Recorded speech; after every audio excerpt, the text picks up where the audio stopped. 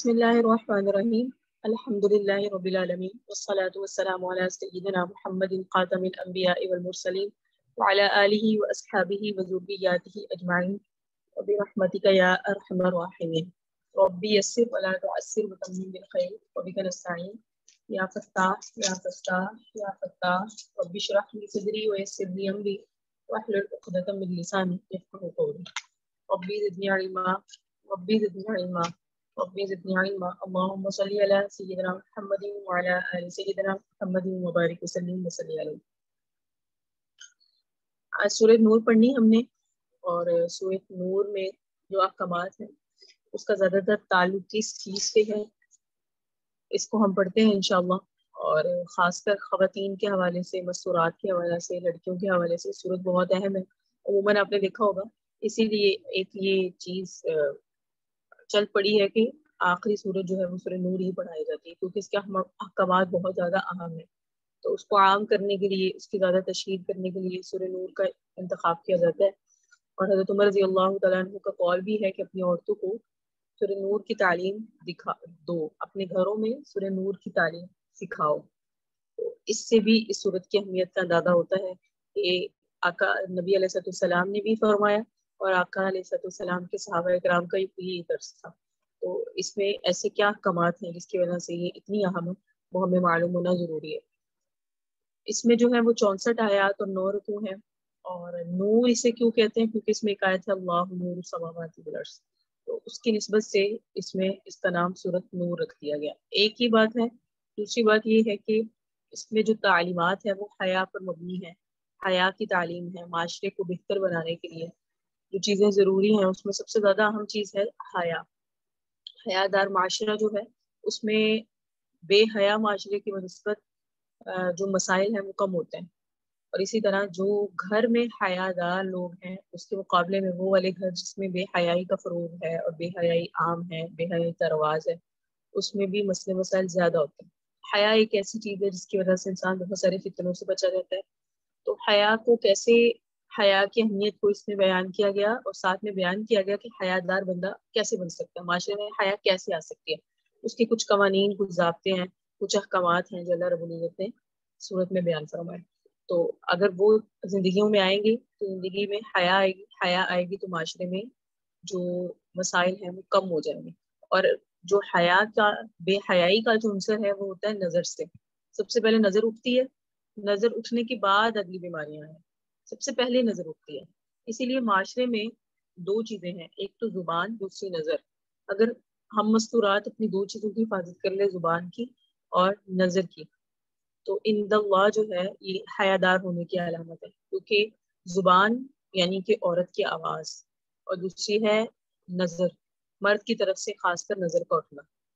تو جب نظر اٹھتی ہے تو پھر اس کے بعد مسائل آگے بڑھتے ہیں۔ پھر نظر اٹھنے کے بعد اگلا پہلو ہوتا ہے ہاتھ، اس عمل کی طرف جاتا ہے، پھر ہاتھ بڑھتا ہے، پھر کردار بڑھتا ہے، پھر ایٹ دی اینڈ انسان اس گناہ میں مبتلا ہو جاتا ہے جس سے بچنے کا حکم دیا گیا، اور وہ ہے زنا۔ تو ہم اس کو شروع کرتے ہیں، اور پہلے اس صورت کی اہمیت ذہن میں ہونی چاہیے کہ اس صورت میں ہمیں حیا کا درس دیا جائے گا۔ ہم خواتین ہیں، میں بھی سیکھنے بیٹھی ہوں، آپ بھی سیکھنے بیٹھے ہیں، اور ہم اس نیت سے پڑھیں گے آج کہ اللہ تعالیٰ ہمیں عمل کی توفیق دے۔ جیسے ایک روایتی انداز ہوتا ہے کہ سن لیا پڑھ لیا، اس والا انداز کو نہیں اپنانا۔ کوشش کرنی ہے کہ آج جیسے ہم بالکل مقتدی بن کے بیٹھے ہیں، اور اللہ رب العزت جو ہے ہم اس میں جو پڑھ رہے ہوں، اللہ پاک اس پر ہمیں عمل کی بھی توفیق عطا فرمائے۔ تو تجدید نیت کر لیتے ہیں پہلے، کہ اللہ تعالیٰ سے دعا کرتے ہیں سب سے پہلے اخلاص کے ساتھ کہ فقط اللہ کی رضا کے لیے بیٹھیں، کوئی دکھلاوا مقصود نہیں، نہ سننا اور نہ سنانا مقصود ہے دکھلاوے کے لیے، بلکہ فقط اللہ کی رضا۔ اور دوسری بات یہ ہے کہ اس نیت سے بیٹھے ہیں کہ ہم جو پڑھیں اللہ پاک اسے ہمیں اپنی زندگیوں میں لانے کی بھی توفیق عطا فرمائے۔ بسم اللہ الرحمن الرحیم، اللہ کے نام سے شروع جو بڑا مہربان نہایت رحم فرمانے والا ہے۔ سورۃ انزلناها وفرضناها وانزلنا فيها آیات بینات لعلکم تذکرون۔ یہ ایک سورت ہے انزلناها، جس کو ہم نے اتارا۔ کسی بھی سورت میں آپ دیکھ لیں، 114 صورتیں ہیں قرآن میں، کسی سورت میں یہ انداز نہیں ہے جو سورہ نور کے شروع میں ہے۔ اللہ رب العزت نے فرمایا یہ صورت ہے، پہلے اہمیت بتائی اس صورت کی کہ ایسی صورت ہے کہ ہم نے اس کو متعین کر دیا۔ فرض نہ سے مراد وہ نہیں ہے کہ فرض کر دیا، کیونکہ اس میں بعض احکامات فرض نہیں بھی ہیں، यहाँ फरसनाहा से मुराद है मुतय्यन कर दिया हमने इस सूरत में कुछ अहकामात को। वंज़लना फीहा आयातिन बय्यिनात, वाज़े वाज़े दलाइल दे दिए, लअल्लकुम तज़क्करून, ताकि तुम नसीहत हासिल करो और तुम याद करो, उन दलाइल पर अमल करो। सबसे पहले जो हुक्म आ रहा है वो है अज़्ज़ानियतु, ज़िना करने वाली औरत, वज़्ज़ानी, और ज़िना करने वाला मर्द। फजलिदू कुल्ला वाहिदिन मिनहुमा मिअतु जल्दतिन, इनमें से हर एक को कौड़े मारे जाएंगे, 100 कौड़े। तो जिना करने वाला मर्द और जिना करने वाली औरत, जानिया मर्द और जानिया औरत की हद बता दी, उन्हें कौड़े मारे जाएंगे। और वला ताखुदू बिहिमा रअफ़तुन फी दीनिल्लाह, और इनको कौड़े मारने में तुम्हारे दिल में नरमी ना आए, क्योंकि ये अल्लाह का कानून है। तो इसको कोई तुमने ये नहीं समझना कि ये जो है वो इसमें नरमी का मामला समझ लो, या तुम ये कहो कि ये तो एक ऐसा कानून है इसमें हमें सख्ती नहीं करनी चाहिए, नरमी करनी चाहिए। जैसे उमूमन लोगों ने इस कानून को बोला हुआ है वहशियाना कानून। तो फरमाया नहीं, जब अल्लाह का कानून आ जाए उस कानून में तुम्हें अपनी नहीं चलानी, तुम्हें अपने दिल की नहीं सुननी, बल्कि जब हुक्म आ गया तो फौरन कर गुजरना है। इन कुंतुम तुमिनून बिल्लाहि वल यौमिल आखिर, अगर तुम ईमान लाते हो अल्लाह की जात पर और आखिरत के दिन पर। वलियशहद अज़ाबहुमा, और चाहिए कि जब तुम कौड़े मार रहे हो तो वहाँ हाजिर रहे ताइफतुम मिनल मुमिनीन, ईमान वालों की एक जमात। उससे फायदा क्या होगा कि जब इनको सजा मिलेगी और वहां लोग हाजिर होंगे मोमिनीन, तो फिर इस सजा का सद्भाव होगा। और ये बहुत जरूरी पॉइंट है कि जब मारना है उन्हें, कौड़े कौड़े पड़ रहे होंगे, तो उस वक्त एक जमात का वहां हाजिर होना जरूरी है, सबके सामने उन्हें पड़े। इसी से तो मसला हल होगा जब वहां लोग मौजूद होंगे और बड़ी सदा पे इसको सजा मिलेगी। तो इससे ये होता है कि लोगों के दिलों में रोब, दबदबा आता है और खौफ आता है कि हम, ये इतना बुरा अमल है कि इस पर सजा इतनी जल्दी हो जाती है और इस तरह होती है, और वो इस तरह के अमल से फिर बाज रहते हैं। अल्लाह ने जो अंदाज अपनाया उसमें सबसे पहले क्या, जिना करने वाली औरत। लेकिन आप पढ़ेंगे कि अल्लाह रब्बुल इज्जत ने 8वें पारे में जब अंदाज अपनाया तो उसमें कहा अस्सारिकु वस्सारिकतु, चोरी करने वाला मर्द और चोरी करने वाली औरत। यहाँ अंदाज अपनाया अज़्ज़ानियतु वज़्ज़ानी, चोरी करने वाली औरत और चोरी करने वाला मर्द। तो सारिक को पहले जिक्र किया, उधर चोरी करने वाले मर्द को और औरत को बाद में जिक्र किया। उसकी वजह क्या है? और यहाँ जिना करने वाली औरत को पहले जिक्र किया और जिना करने वाले मर्द को बाद में किया। तो इसकी तौजीहात ये की जाती है, बताया ये जाता है कि उलमा और मुफस्सिरीन इस पर ये आरा पेश किए हैं कि जो सारिक है, चोरी करने वाला मर्द, मर्द की जरूरत होती है कसब, ये कमाना उसके जिम्मे होता है। जब कमाना उसके जिम्मे होता है तो वो ऐसे कामों में मुलव्विस हो जाता है, जायज और नाजायज को नहीं देखता। जहां तक यहाँ की बात है जिना करने वाली औरत, तो जिना औरत का फेल इस तरह बनता है कि उसकी इजाजत से होता है, इजाजत से।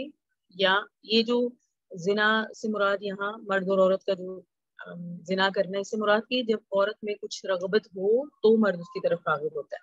लेकिन अगर औरत ही बिल्कुल सदे बाप कर दे, नजर की हिफाजत करे, जुबान की हिफाजत करे, किरदार की हिफाजत करे, अपने गुफ्तार की हिफाजत करे, तो फिर वो जिना में मुब्तला नहीं होगी।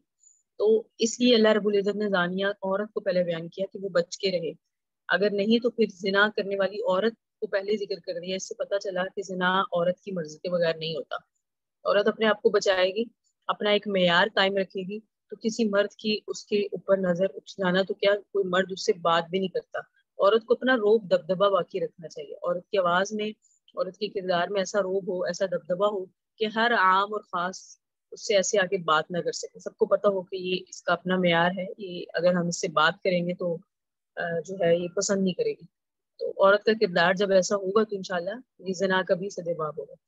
फिर फरमाया जो जानी है ला यंकिहु इल्ला जानियतन, वो जिना नहीं करेगा मगर जानी मर्द नहीं निकाह करेगा मर्द जिना करने वाली औरत से।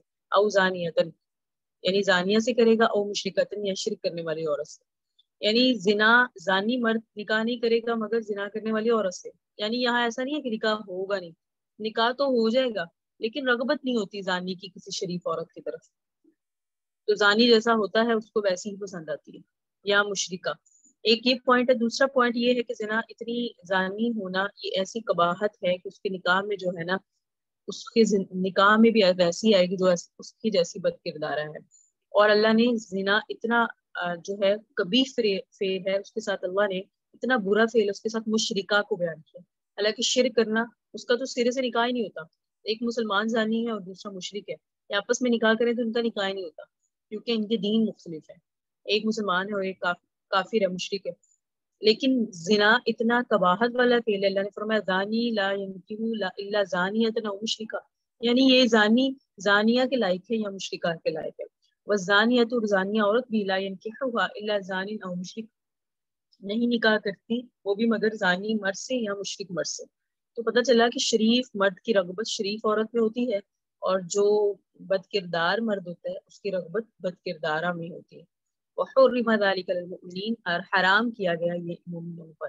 حرام سے مراد ہے ممنوع کیا گیا، منع کیا گیا۔ حرام سے یہاں مراد حرام نہیں ہے، مراد یہ ہے مومنین پر یہ بات منع کی گئی کہ یہاں، یعنی اس سے آیت نمبر 3 سے یہ پوائنٹ سمجھ آیا کہ جب کبھی اپنی بیٹی کا نکاح کرنا ہے تو ان کے کردار کو دیکھو، ان کی مزاج کو دیکھو کہ یہ شریف ہے تو اس کا نکاح اسی طرح کے اسی کے مزاج کے مطابق شریف مرد سے کرو، اور اگر لگے کہ اس میں بھی تھوڑی اس طرح کے معاملات ہیں تو پھر اس کے لیے کوئی ایسا گھرانہ نہ دیکھو جس میں وہ جا کر مزید قباحت کر دے۔ شریف مرد کے نکاح میں اپنی ایسی بیٹی کو نہ دو جس کا جو بد کردار ہو، یا شریف عورت کے نکاح میں اپنے ایسی لڑکی کو نہ دو جو بد کردار ہو۔ وحرم ذلک للمؤمنین، یہ چیزیں حرام ہیں، منع کیا گیا مومنین کو اس عمل سے، اس عمل سے کہ کردار دیکھ کر شادی کرو اپنی اولاد کی۔ والذین یرمون المحصنات، اور جو لوگ تہمت لگاتے ہیں پاک دامن عورتوں پر، یہ اللہ رب العزت نے ایک قانون بیان کر دیا حد قذف کا، کہ جو جان بوجھ کر تہمت لگاتے ہیں پاک دامن عورتوں پر، ثم لم یأتوا بأربعۃ شہداء، اور پھر اس پر 4 گواہ بھی نہیں لاتے، تو ان تہمت لگانے والوں کی سزا کیا ہے؟ فجلدوہم، ان کو کوڑے مارے جائیں گے، 80 جلدۃ، 80 کوڑے۔ کیوں ان کی سزا، تہمت لگانے والوں کی سزا حد قذف کیوں ہے؟ سب سے پہلے یہ ہے، اس کا وجہ یہ ہے کہ یہ تو صورت ہی حیا کا درج دیتی ہے، تو جو تہمت لگائے گا، کسی کے بارے میں ایسی بات کرے گا کہ اس کے کردار پہ بات کرے گا، تو واضح بات ہے اس سے بے حیائی پھیلے گی معاشرے میں۔ مثال کے طور پہ جب بچوں کے سامنے ایسی باتیں ہوں گی، بڑوں کے سامنے ایسی باتیں ہوں گی، اور اعلان ٹی ویوں پر، اخباروں پر اور ریڈیو پر اس طرح کی باتیں جب نشر ہوں گی، تو اس سے یہ ہوتا ہے کہ بے حیائی پھیلتی ہے، اور اللہ رب العزت کو بے حیا اور بے حیائی پھیلانے والا دونوں ہی بڑے مبغوض ہیں۔ یعنی جو ایک بندہ ہے جو بے حیا ہے، اور ایک ہے بے حیا نہیں ہے لیکن بے حیائی کی باتیں کرتا ہے یا بے حیائی پھیلاتا ہے، تو وہ دونوں برابر ہیں۔ تو یہاں حد قذف جو شریعت کا ایک قانون ہے، اللہ نے کیوں رکھا؟ شریعت کا یہ قانون حد قذف کا اس لیے رکھا تاکہ لوگوں میں ایک حیا کا عنصر باقی رہے، اور ایسے ہر کوئی اٹھ کے کسی کے لیے بھی کوئی بات نہ کر دے، اور بات نہ کر دے اس کا نتیجہ یہ ہوگا کہ اگر وہ بات کرے گا تو واضح بات ہے کہ معاشرے میں حیا کو جو ہے نا بے حیائی پھیلا رہا ہے وہ، تو معاشرے میں حیا کو فروغ دینا چاہیے، یعنی ایسی باتیں بھی مت کرو جس میں تمہارے پاس گواہ نہ ہو، اور اگر تم کسی پر ایسی جھوٹی تہمت لگا رہے ہو تو تمہاری حد قذف، مطلب قذف کا مطلب جھوٹی تہمت لگانے کی کیا ہے، تمہیں اپنے مارے جائیں گے 80 جلد، 80 کوڑے، تاکہ کبھی دوبارہ اپنی زبان بھی نہ کھولو۔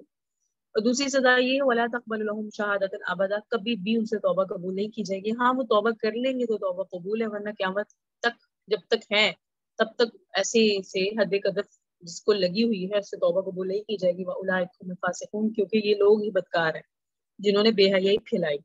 لیکن الا الذین تابوا، جو توبہ کر لیں، من بعد ذلک، اس کے بعد، واصلحوا، اور اپنے حالات درست کر لیں، نیت درست کر لیں، خود کا کردار درست کر لیں، اپنی زبانوں کو بند رکھیں، ہر ایک پر انگلی نہ اٹھائیں، تو فإن اللہ غفور رحیم، تو اللہ بھی بخشنے والا ہے اور مہربان ہے۔ یہاں تک تو معاملہ تھا کہ وہ جو عام لوگوں کا عام بتا دیا کہ کسی نے کسی پر دیکھا بے حیائی میں اور پھر وہ اس میں برا کام کرتے ہوئے دیکھا، گواہ نہ لایا، پھر اس کو لیے کیا ہے 80 جلد، 80 کوڑے لگائے جائیں۔ آگے معاملہ آ رہا ہے شوہر کا، کیونکہ شوہر کا معاملہ اور ہوتا ہے۔ یہ اگر کوئی ایسا فیل کر اپنی بیوی کو دیکھ رہا ہے تو اس میں غیرت کا عنصر بیوی کے لیے تو بہت زیادہ ہوگا، تو وہ وہاں کیا کر نہیں سکے گا، گواہ نہیں لا سکے گا۔ تو بتایا والذین یرمون ازواجہم، جو تہمت لگاتے ہیں اپنی بیویوں پر، یعنی اپنی بیویوں کے معاملے میں انہوں نے ایسا بات کہہ دیا کہ ان کی بیویوں کا جو معاملہ ہے وہ پاک نہیں ہے، ان کی بیوی جو بچہ پیدا ہوا ہے یہ ان کا اپنا نہیں ہے، بیوی کی بد کرداری پر بیان ہو رہا ہے، تو پھر فرمایا اللہ نے کہ یہ شوہر کا معاملہ ہے، شوہر کو مستثنا کیا گیا کہ وہ تو 4 گواہ نہیں لا سکے گا، تو ولم یکن لہم شہداء، اس کے پاس 4 گواہ بھی نہیں ہے، الا انفسہم، اگر وہ خود گواہ ہے، اس خود نے خود دیکھا اس بدفعلی کرتے ہوئے اپنی بیوی کو، تو اب پھر شریعت نے شوہر کی رعایت رکھی اور اس مسئلے کو مسئلہ لعان بنا دیا، مسئلہ لعان۔ اس میں یہ دونوں میاں اور بیوی ایک دوسرے کے اوپر جو ہے ایک دوسرے کے خلاف قسمیں کھائیں گے. ان کی قسموں کو ہے نا، ایک کی قسم کو حد قذف اور ایک کی قسم کو حد زنا قرار دے دیا. تو فرمایا کہ جو پھر گواہ بھی نہ لا سکے، یعنی لعان کر لیا شوہر نے اپنی بیوی پر، تہمت لگائی پہلے بات ہے، اور کہ یہ تہمت سے مراد ہے اس کے متعلق کہہ دیا کہ یہ بچہ میرا نہیں ہے، یا یہ میری عورت میری بیوی جو ہے نا پاک باز نہیں ہے. تو فرمایا گیا فشہادۃ احدہم اربع شہادات باللہ. تو پھر کیا کرنا ہے، اب ان میں سے ایک کی گواہی، 4 گواہیاں ہیں، یعنی ان میں سے ہر ایک کی گواہی جو ہے وہ 4 گواہیاں ہوں گی، اور اللہ کی قسم کھاتے ہوئے کہیں گے انہ لمن الصادقین، بے شک وہ آدمی البتہ سچے لوگوں میں سے.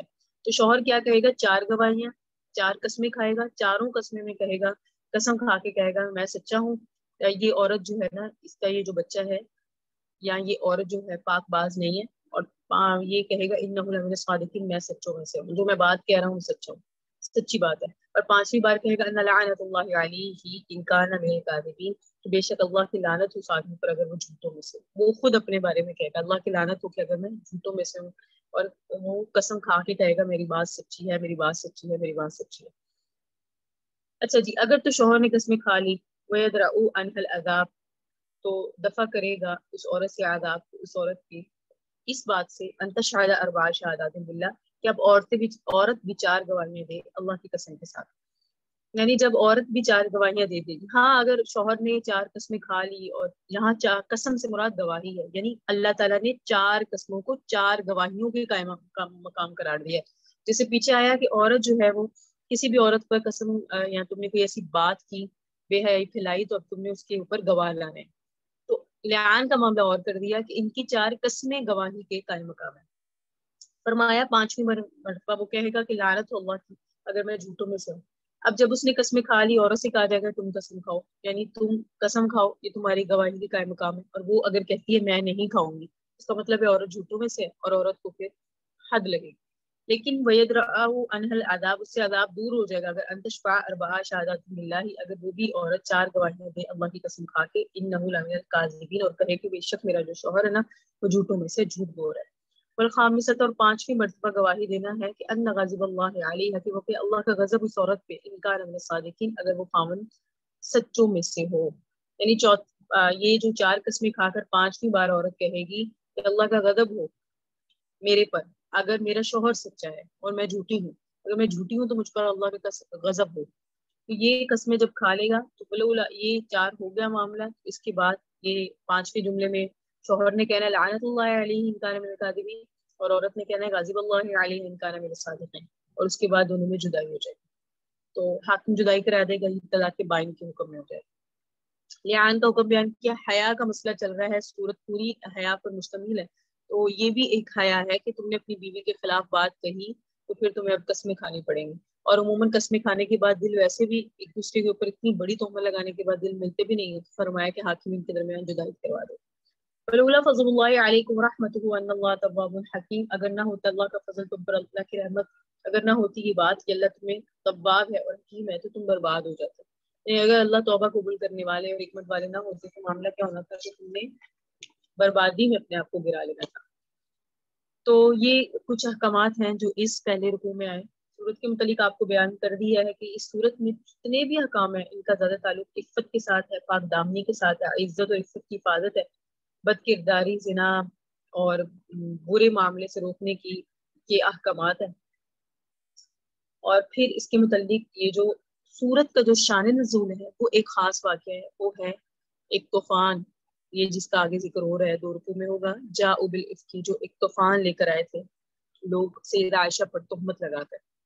اس واقعے کے متعلق سیدہ عائشہ رضی اللہ تعالیٰ عنہ کا جو تہمت لگائی گئی، اور سیدہ عائشہ رضی اللہ تعالیٰ عنہ کی پاک دامنی پر اللہ رب العزت نے سورہ نور نازل فرمائی، جس میں سیدہ عائشہ رضی اللہ تعالیٰ عنہ کے کردار کی گواہی دی گئی. سیدہ عائشہ فرماتی ہے مجھے تو یہ تھا کہ اللہ اپنے نبی کے دل میں ڈال دے گا بات، یا جبرائیل آئیں گے ویسے بتا دیں گے کہ اللہ کی طرف سے یہ حکم ہے کہ آپ کی بیوی کی براءت کا اعلان ہے کہ وہ تو پاک ہے. لیکن مجھے یہ نہیں پتا تھا کہ قیامت تک میری پاک دامنی کے متعلق قرآن میں ذکر ہو جائے گا، اور 18 آیات سیدہ عائشہ رضی اللہ تعالیٰ عنہ کی پاک دامنی کے متعلق اتری. سیدہ عائشہ رضی اللہ تعالیٰ عنہ کا واقعہ کیا ہے وہ انہی کی زبانی سنتے ہیں. تو سیدہ عائشہ رضی اللہ تعالیٰ عنہ نے بیان فرماتی ہے کہ ہوا کیا تھا، غزوہ بنو مستلق کا موقع تھا. اور غزوہ بنو مستلق کے موقع پر آقا علیہ السلام کی جو ہمراہ تھی وہ سیدہ عائشہ رضی اللہ تعالیٰ عنہ تھی. غزوے سے واپس ہی ہو رہی تھی سیدہ عائشہ رضی اللہ تعالیٰ عنہ. جب غزوے سے واپسی ہو رہی تھی تو وہ قضائے حاجت کے لیے دور تشریف لے گی، جیسے عموماً پہلے زمانوں میں ہوتا تھا. اس طرح کا معاملات نہیں تھا جیسے ہمارے گھروں میں سہولت ہے. تو سیدہ عائشہ رضی اللہ تعالیٰ عنہ جب قضائے حاجت سے فارغ ہو کر آئی تو دیکھا کہ سب جا چکے ہیں. سب جا چکے اس لیے تھے کہ جو سیدہ عائشہ رضی اللہ تعالیٰ عنہ کا ہودج تھا جو اونٹ کے اوپر رکھتے ہیں، تو جو لوگ تھے انہوں نے اٹھا کے رکھ دیا تھا، کیونکہ سیدہ عائشہ ویسے ہلکی پھلکی تھی. انہوں نے کہا شاید عائشہ رضی اللہ تعالیٰ عنہ ام المومنین اس میں موجود ہے، کیونکہ سیدہ عائشہ کی اتنی وزنی تو تھی نہیں تو انہیں پتہ نہ چل سکا کہ ہودج خالی ہے. انہوں نے ہودج اونٹ پہ رکھا، قافلہ وہاں سے نکل گیا، سارا لشکر جو ہے نا وہ نکل گیا اگلی منزل کی طرف. سیدہ عائشہ جب واپس آئی ہیں ان کو وہاں تاخیر اس لیے ہو گئی، قضائے حاجت کے لیے گئی تھی، ہاتھ ٹوٹ گیا، گر گیا. سیدہ عائشہ کو اپنے اس ہار سے بہت محبت ہے.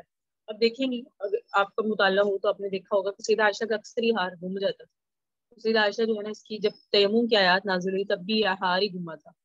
تو لوگوں کی نماز نکل گئی، سبھی ہار ڈھونڈنے لگ گئے. سیدہ عائشہ کو اپنے ہار سے بہت محبت. اس کی وجہ یہ بھی ہے چھوٹی عمر کی تھی، بالکل لڑکی تھی، اور پھر آپ کو پتہ ہے لڑکیوں کے شوق اس طرح ہوتے ہیں عموماً. تو اس لیے سیدہ عائشہ اپنے ہار میں لگی ہیں، واپس آتی ہیں دیکھتی ہیں کہ نہیں ہے. لیکن اتنی ذہین فتین تھی، سوچا اگر میں آگے جاؤں گی نا پتہ نہیں میں راستہ بھول جاؤں گی، قافلہ کدھر کو گیا ہے مجھے تو معلوم نہیں ہے، اس لیے مجھے چاہیے میں یہیں بیٹھ جاتی ہوں. تو سیدہ عائشہ رضی اللہ تعالیٰ عنہ وہاں بیٹھ گئی اور بیٹھ کے کیا کرنے لگی ہیں، انتظار کر رہی ہیں. اتنی دیر میں انہیں نیند آ گئی. ایک صحابی رسول تھے جن کا نام تھا صفوان بن معطل رضی اللہ تعالیٰ عنہ. صفوان بن معطل رضی اللہ تعالیٰ عنہ کی ڈیوٹی لگائی ہوئی تھی آقا علیہ السلام نے کہ جب آپ جائیں اور لشکر وغیرہ آگے چلا جایا کرے تو آپ پلٹ کے جایا کرو اور دیکھ کر آیا کریں کہ کوئی ایسا مسلمان جو کمزور ہو یا کوئی بیمار ہو وہ پیچھے تو نہیں رہ گیا، یا کوئی ہماری مسلمانوں کی چیز پیچھے گر تو نہیں گئی. یہ چیزیں دیکھ کر آپ واپس جو ہے آ جایا کریں. اب جناب حضرت صفوان بن معطل رضی اللہ تعالیٰ عنہ گئے. حضرت صفوان بن معطل رضی اللہ تعالیٰ عنہ نے دیکھا تو ان کی نظر پڑی کہ دور کوئی چیز رکھی ہوئی ہے. جب انہوں نے پاس آ کے دیکھا تو سیدہ عائشہ رضی اللہ تعالیٰ عنہ کے چہرے سے سا کپڑا ہٹا ہوا تھا، اور انہوں نے احکام پردے کے نازل ہونے سے پہلے یعنی سورہ احزاب کی آیت نازل ہونے سے پہلے سیدہ عائشہ کو دیکھا ہوا تھا. اور سورہ احزاب کی آیت چونکہ اس سے پہلے نازل ہوئی ہے، آئی بعد میں لیکن ترتیب کے لحاظ سے بعد میں ہے، لیکن سورہ نور سے پہلے نازل ہوئی ہے، تو اس لیے انہوں نے اس میں سیدہ عائشہ کے کو پردے کے حکم نازل ہونے سے پہلے دیکھا ہوا تھا. تو انہوں نے فوراً کہا انا للہ و انا الیہ راجعون. صرف اتنی بات ہوئی، جب انہوں نے انا للہ و انا الیہ راجعون کہا تو سیدہ عائشہ کی آنکھ کھل گئی. کہتی میں نے فوراً اپنا کپڑا ٹھیک کیا اور انہوں نے اونٹ لا کے میرے پاس بٹھا دیا. میں نے جو ہے نا میں اونٹ پر سوار ہوگی اور انہوں نے اونٹ کی نکیل پکڑی اور لے کر چل دیے. دوپہر کے وقت جس وقت صحابہ کرام نزول کا ارادہ کر رہے تھے اس وقت ہم پہنچے. سیدہ عائشہ کہتی ہے سارے سفر میں نے سوائے اس کلمے کے جو اس نے انا للہ و انا الیہ راجعون پڑھا میرے کان میں اور کوئی آواز نہ آئی. اس کے علاوہ نہ انہوں نے میرے سے کوئی بات کی نہ میں نے اس سے کوئی بات کی. تو لیکن رئیس المنافقین جو تھا عبداللہ بن ابی منافق، اس کے جذبات بہت بھڑکے ہوئے تھے. اس کے جذبات بھڑکنے کی 3 وجوہات تھی. ایک تو اس کی سازش تھی. جب ایک موقع پر اس نے بنو مستلق میں اس نے کہا تھا کہ ہم میں سے حضرت کا ایک خلیف کے ساتھ اس کی لڑائی ہوئی تھی، تو پھر اس نے کہا تھا ہم میں سے وہاں جو ہے نا جا کر عزت والے جو ہے نا ذلیل و خوار کو باہر نکالیں گے. اس پر سے اس سے انتقام لیا گیا تھا، یعنی مطلب اس کو جواب دیا گیا تھا. تو اس کے جذبات کچھ ویسے ہی بھڑکے ہوئے تھے. یہ چاہتا تھا کہ میں کسی طریقے سے نا بدلہ لوں. اس نے یہ شوشہ چھوڑ دیا، کہنے لگا لو جن کا حال یہ ہے کہ یہ پیچھے رہ گئے، کسی نہ کسی بہانے سے آئے ہیں اور یہ رات کو کہیں رات گزار کے آئے معاذ اللہ. اس نے ایک بڑا ہی دلچسپ بنا کر افسانہ بنایا اور عجیب شوشہ چھوڑا، اور اس انداز سے اس نے پروپیگنڈا کیا کہ بعض مخلص مومن بھی متاثر ہو گئے. جیسے طریقے ہوتے ہیں عموماً جھوٹے انسانوں کے بات کو ایسے مزین کر کے پھیلاتے ہیں کہ جن کے دل و دماغ کے اندر ایسی باتیں نہیں آتی ان کے بھی آ جاتی ہے، کیونکہ یہ بات میں اتنا ملمہ سازی کرتے ہیں. تو بس اوقات ایسا ہو جاتا ہے کہ اچھے خاصے لوگ بھی ان کی باتوں میں آتے ہیں جو جھوٹے ہوتے ہیں. اسی طرح اس نے جب بات کو اتنا زیادہ ملمہ ساز ہے یہ، اس نے بات کو اتنا مزین کیا، اس کی بات میں حضرت مصطفیٰ بھی آئے جو سیدنا صدیق اکبر کے رشتہ داروں میں سے تھے، وہ بھی متاثر ہو گئے. یہ بدری صحابی میں مخلصین میں سے تھے. حضرت حسان بن ثابت بھی تھے جو حضور پاک صلی اللہ علیہ وسلم کے درباری شاعر تھے، جو نبی علیہ السلام کے دفاع میں شعر پڑھا کرتے تھے، نظمیں پڑھا کرتے تھے، وہ بھی متاثر ہو گئے. زینب بنت جہش رضی اللہ تعالی عنہا کی بہن حمنہ بنت جہش وہ بھی متاثر ہو گئی ان باتوں کے پھیلانے والوں میں. انہوں نے بھی بہت حصہ لیا. باقی صحابہ کرام جو تھے ان میں بعض تو بالکل ہی خاموش رہے اور بعض ایسے تھے جنہوں نے سن کے شدت کے ساتھ تردید کر دی اور سرور کائنات صلی اللہ علیہ وسلم کے سامنے جس وقت کی بات آئی تو آپ نے اس کی پوری تحقیق کی، اللہ کی طرف سے وہی نہیں آئی، کچھ دیر ہو گئی، اب سیدہ عائشہ کو کوئی خبر ہی نہیں ہے کہ میرے متعلق کیا باتیں ہو رہی ہے۔ مدینہ منورہ میں پہنچنے کے بعد سیدہ عائشہ کی نا طبیعت خراب ہو گئی، بیمار ہو گئی، خود اپنا واقعہ بیان کرتی ہیں کہ مجھے کوئی خبر نہیں تھی باہر کیا آندھی چلی ہوئی ہے، کیا گرد اڑ رہی ہے، بس ایک بات تھی کہ حضور گھر میں تشریف لاتے تو جیسے پہلے محبت کی عادت تھی، پیار سے باتیں کرنے کی عادت تھی، خاص طور پہ میرے بیمار ہونے کے زمانے میں نا جیسے حضور پاک صلی اللہ علیہ وسلم دلچسپی لیا کرتے تھے نا، اب وہ نہیں ہے۔ میرے پاس خدام ہوتے ہیں میری خدمت کرنے والے، ان سے پوچھ لیتے ہیں کہ ان کا کیا کیا حال ہے، بس حال چال پوچھ کر چلے جاتے ہیں، میرے پاس بیٹھے نہیں رہتے، باتیں نہیں کرتے۔ ایک مہینہ اسی طرح گزر گیا، بعد میں سیدہ عائشہ کہتی ہیں میں ایک دفعہ رات کو عام عادت کے مطابق قضاء حاجت کے لیے باہر گئی۔ پرانا دور تھا، آپ کو پہلے عرض کیا کہ قضاء حاجت کے لیے کوئی گھر میں انتظام نہیں ہوتا تھا، تو ان کے ساتھ گئے حضرت مستہ۔ آپ کو پتا حضرت مستہ اور حضرت مستہ یہ ان کے رشتے دار بھی تھے، تو اس لیے مستہ جیسے رشتے داری میں عموماً ہم کسی کے گھر جا کے رہ لیتے، تو مستہ آئی ہوئی تھی سیدہ عائشہ کے گھر، کہتی ہیں وہ میرے ساتھ تھی قضاء حاجت کے لیے، میں باہر گئی تو میرے ساتھ مستہ کی والدہ یعنی مستہ بھی تھی۔ چلتے چلتے مستہ کا پاؤں کہیں جو ہے نا اٹک گیا اور وہ گرنے لگی، ٹھوکر لگی، تو ان کی زبان سے ایک جملہ نکلا، وہ تھا تعیس مستہ، مستہ برباد ہو جائے، مستہ غارت ہو جائے، اس قسم کے لفظ ان کی زبان سے نکلے تو سیدہ عائشہ نے فوراً انکار کیا کہ آپ نے کیسی بات کی ہے، کیسے کوس رہی ہیں، ایسے صحابی کو کوس رہی ہیں جو بدر میں حاضر ہے، یہ کیا کر رہی ہے، وہ تو بڑا اچھا انسان ہے۔ تو فوراً ماں کی بات پر سیدہ عائشہ نے گرفت کی، تو اس موقع پر سیدہ عائشہ رضی اللہ تعالیٰ عنہا کو حضرت مستہ نے خبر دی کہ آپ کو نہیں پتا کیا بات چل رہی ہے آپ کے متعلق، اور یہ جو مستہ ہے نا یہ بھی ایسی باتیں کہہ رہے ہیں شامل ہو گیا، میں تو اس سے راضی نہیں۔ سیدہ عائشہ فرماتی ہیں میرا بالکل خون ہی خشک ہو گیا، میں جو قضاء حاجت کے لیے جا رہی تھی میری تو حاجت بھی ختم ہوئی، واپس آئی تو سوائے رونے کے اور کوئی کام ہی نہیں تھا، تو گھر میں تشریف لائی، حسب عادت روتی رہی۔ تھوڑی دیر بعد کچھ عرصے بعد کچھ وقت کے بعد نبی علیہ السلام تشریف لائے، تو میں نے کہا کہ مجھے اجازت دے دیجیے، میں اپنے والدین کے گھر جانا چاہتی ہوں، آپ نے مجھے اجازت دے دی۔ یہ بھی ایک بڑی تکلیف دہ عمل تھا، کیونکہ جب یہ سیدہ عائشہ نبی علیہ السلام سے عموماً گھر جانے کی اجازت مانگتی تھی تو آقا فرماتے تھے عائشہ نہ جائے، کیونکہ محبت تھی آقا علیہ السلام کو سیدہ عائشہ سے، تو فرماتے تھے عائشہ نہ جائیں آپ، جو ہے آقا کا بہانہ ہوتا تھا کہ نہ جائیں رہیں، لیکن ادھر آقا نے فرمایا ہاں چلی جائیں۔ سیدہ عائشہ فرماتی ہے مقصد یہ تھا کہ والدین کے گھر جانے کا کہ میں ان سے تحقیق کروں کہ یہ کیا بات ہے، وہاں گئی، وہاں سے کچھ حالات کا پتہ چلا، تو کہتی ہے سوائے رونے کے کوئی اور کام ہی نہیں تھا، کئی مدت گزر گئی وہی بھی نہیں آ رہی تھی اور رو رو کے برا حال تھا۔ پھر آخر سرور کائنات صلی اللہ علیہ وسلم سیدہ عائشہ کے پاس بھی آتے، انہیں سمجھاتے کہ اگر اس قسم کی غلطی ہوئی ہے تو توبہ کر لو، اور اگر نہیں ہوئی تو بے گناہ ہو، اللہ بتا دیں گے۔ تو سیدہ عائشہ نے اس موقع پر جب سید نبی علیہ السلام نے آ کر کہا کہ عائشہ اگر آپ بے گناہ ہیں تو مجھے بتائیں، اور اگر غلطی ہوئی ہے تو بھی بتائیں، تو بڑے ناز میں آ کر کہا کہ اگر میں یہ کہتی ہوں کہ مجھ سے غلطی نہیں ہوئی تو جتنا عرصہ اس بات کو ہو گیا پھیلی ہے لوگوں میں اور اتنی زیادہ تیزی سے پھیل رہی ہے، آپ میری بات کا کبھی یقین نہیں کریں گے، کیونکہ آپ کا ذہن بن چکا ہے وہی۔ آقا علیہ السلام کا ذہن بنا نہیں تھا، لیکن آقا علیہ السلام پر یہ بات اثر بہت تھی، ایک تو محبوب بیوی ہے، دوسرے نبی کی بیوی ہو کر اس طرح کی باتیں، ایک گھر کی عزت کا معاملہ، تو یہ بڑا حساس تھا، اس لیے بھی آقا علیہ السلام تھوڑا پریشان تھے، اور دوسری پریشانی کی وجہ وہی کا نانا تھا کہ ہو سکتا ہے کوئی ایسا معاملہ ہو جو اللہ رب العزت کی طرف سے ابھی تک کوئی فیصلہ نہیں کیا گیا اس معاملے میں۔ سیدہ عائشہ نے بڑی ناز کی بات کی، اس ناز کی بات سے علماء کہتے ہیں عورت کے متعلق یہ کہنا کہ وہ ٹیڑھی ہے، ٹیڑھی سے مراد یہ ہے عورت میں ناز ہوتا ہے، ورنہ ٹیڑھی سے مراد یہ نہیں ہے کہ عورت میں کجروی ہے، یہ عورت میں نا ناز داری ہوتی ہے۔ تو اس نے اس موقع پر کہا، حضرت عائشہ نے فرمایا میں وہی کروں گی جو یعقوب نے کہا تھا یوسف کے بارے میں، واللہ المستعان ولا ما تصفون فصبر جمیل، واللہ المستعان ولا ما تصفون، کہ میں وہی کروں گی، میں صبر جمیل کروں گی۔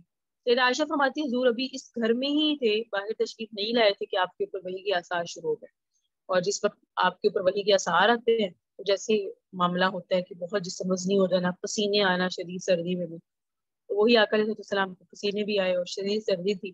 اس کے بعد آقا کی جب وحی کی کیفیت دور ہوئی تو آقا علیہ السلام مسکرائے اور فرمایا عائشہ مبارک ہو۔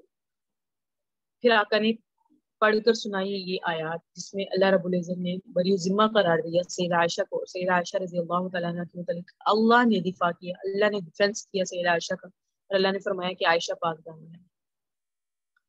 اور سیدہ عائشہ فرماتی ہیں واللہ ما کنت اظن ان اللہ منزل فی شأن وحی یتلا، میں اپنے آپ کو ایسے لائق نہیں سمجھتی تھی کہ اللہ تعالیٰ آیات اتار دیں گے جو قیامت تک پڑھی جائیں گی اور وہ وہی مطلوع ہوگی. میں اپنے آپ کو اس قابل نہیں سمجھتی تھی. میں زیادہ سے زیادہ یہ سمجھتی تھی کہ حضور کو کوئی خواب آئے گا جس میں میری طہارت ان کے سامنے آ جائے گی. یا اللہ نے مجھ پر یہ احسان فرما دیا، یہ میرے وہم و گمان میں بھی نہیں تھا. سیدہ عائشہ کی والدہ جو ہے حضرت ام رومان، انہوں نے کہا اٹھو بھائی حضور کا شکریہ ادا کرو. تو سیدہ عائشہ نے یہاں بھی ناز کا انداز اپنایا. انہوں نے کہا کہ میں اس رب کا شکریہ نہ ادا کروں جس نے میرا معاملہ صاف کر دیا، یہ تو بات پہ یقین کر چکے تھے. خیر نبی علیہ السلام کو اس طرح پھر تسلی ہوئی، اور اس میں جو زنا کے احکام ہیں وہ واضح ہوں گے، اس کی سزا بتائی جائے گی، اس کی افواہیں پھیلانے والے جتنے واقعات ہیں وہ سارے اس میں آئیں گے. اور اس میں جو خاص سختی سے جسے حکم دیا گیا ہے وہ عبداللہ بن ابی منافق ہے. والذی تولی کبرہ منہ، یعنی جس نے اس میں زیادہ حصہ لیا، یعنی جو اس کا اصل تھا، جو مرکز تھا، جو اس کی جڑ تھی، جس نے اتنا مسلمانوں کو تکلیف دی، خاص کر آقا علیہ السلام کی گھرانے کو، نبی علیہ السلام کی ذات کو، صدیق کی بیٹی صدیقہ کو. تو نبی علیہ السلام کو خاص کر وہ احکامات بتائے ہوں گے. اور زانی مرد اور زانیہ عورت کی شرعی سزا آ گئی، وہ آپ کے سامنے پڑھ دی کہ ان میں سے ہر ایک کو 100 کوڑے لگائے جائیں گے. تو قرآن کریم میں یہ آیت اسی طرح سے آئی، لیکن سرور کائنات نے اس کی تشریح کی کہ اس سے مراد غیر شادی شدہ اور غیر شادی شدہ مرد اور غیر شادی شدہ عورت ہے. شادی شدہ مرد اور عورت جن کا آپس میں نکاح ہوا ہو، نکاح کے بعد خاوند اور بیوی کو آپس میں ملنے کا موقع بھی مل گیا ہو، معاشرت کا ارتکاب بھی ہوا ہو، اس کے بعد اگر کوئی شخص اس قسم کا فعل میں مبتلا ہوگا تو اس کی سزا جو ہے وہ رجم ہے، یعنی اس کو پتھر مار مار کے مار دیا جائے گا. تو آقا علیہ السلام کی وضاحت سے یہ ثابت ہوتا ہے کہ سزا اس جوڑے کی جو غیر شادی شدہ ہو. دونوں غیر شادی شدہ ہو تو دونوں کی یہ سزا ہے، اور دونوں شادی شدہ ہو تو دونوں کی سزا رجم ہے. تو اگر ان میں سے ایک شادی شدہ اور ایک غیر شادی شدہ ہو تو جو شادی شدہ ہے اس کی سزا رجم ہے، اور جو غیر شادی شدہ ہے اس کی سزا میں کوڑے ہیں. اللہ رب العزت نے اس شروع میں بیان فرما دی الزانی والزانی الزانیۃ والزانی فاجلدوا کل واحد منہما 100 جلدہ. لیکن اس میں ایک خاص چیز ہمیں سمجھ آئی، وہ یہ کہ نرمی نہیں کرنی. اور یہ صرف زنا کے معاملے میں بھی نہیں، کوئی بھی اللہ کے قوانین ہے، اللہ کو نہیں پسند کہ اللہ کے قوانین میں مداخلت کی جائے. جیسے کوئی بھی قوانین ہے جو اللہ کی طرف سے ثابت شدہ ہے، اللہ کی طرف سے منظور شدہ ہے، اللہ کی طرف سے نازل شدہ ہے، ان میں ہم اپنی مرضی سے کسی طرح کی مداخلت نہیں کر سکتے، نہ ہی جسمانی اور نہ ہی قلبی. دل کے اندر بھی تم نے نرمی کا عنصر نہیں پیدا ہونا چاہیے کیونکہ اللہ کا حکم ہے. لیکن آج کے دور میں لوگ اسے وحشیانہ جو ہے وہ قانون کہتے ہیں. تو اس کے بعد آپ کے سامنے ہی کیسے عزتیں لٹتی ہیں، کس طرح سے معاشرے میں زنا کو فروغ دیا جا رہا ہے. اس صورت میں زنا سے اتنی قباحت ہے، اتنی قباحت ہے کہ اگر ہم اس صورت کو کہو پڑھیں اور اس کو اپنی زندگیوں میں لائیں تو ہم حیادار معاشرے میں پروان چڑھ سکتے ہیں. کچھ اور نہیں تو اپنے گھر کا معاشرہ ہمارا جو ہے نا، گھر کا صرف آپ کے گھر کا سرکل جو ہے وہ حیادار ہو سکتا ہے. یعنی زنا سے اتنی قباحت ہے کہ زانی کے معاملے میں تم نے نرمی بھی نہیں کرنی، کیونکہ اتنا گندا فعل ہے، اتنا کبھی فعل ہے زنا کرنا. اللہ پاک ہم سب کو محفوظ فرمائے، تاکہ سب کے دلوں میں زنا کی نفرت اتنی بیٹھ جائے کہ وہ زنا سے نفرت کریں اور زانی سے بھی نفرت کریں. زانی کو جب پتا چلے گا میرے سے اتنی نفرت کی جا رہی ہے تو وہ اس جیسے جو اس نے فیل کیا اس سے بچے گا اور اپنے آپ کو اور توبہ، سچی توبہ کرے گا. اور باقی بھی اس سے بچیں گے کہ زانی کا معاشرے میں کوئی بھی مقام نہیں ہے، زانی کا معاشرے میں کوئی جگہ نہیں ہے، زانیہ کی یا زانی کے معاشرے میں کوئی محبت کی نگاہ سے نہیں دیکھتا. تو زنا ایک ایسا فعل ہے جو ہر شریعت میں کبھی ہی تھا. شریعت سے مراد یہ ہے کہ ہر بندہ، ہر معاشرے کا بندہ، دنیا میں جتنے بھی لوگ ہیں آپ دیکھ لیں، لیکن جو زنا ہے نا خاندانوں میں برا ہی سمجھا جاتا ہے.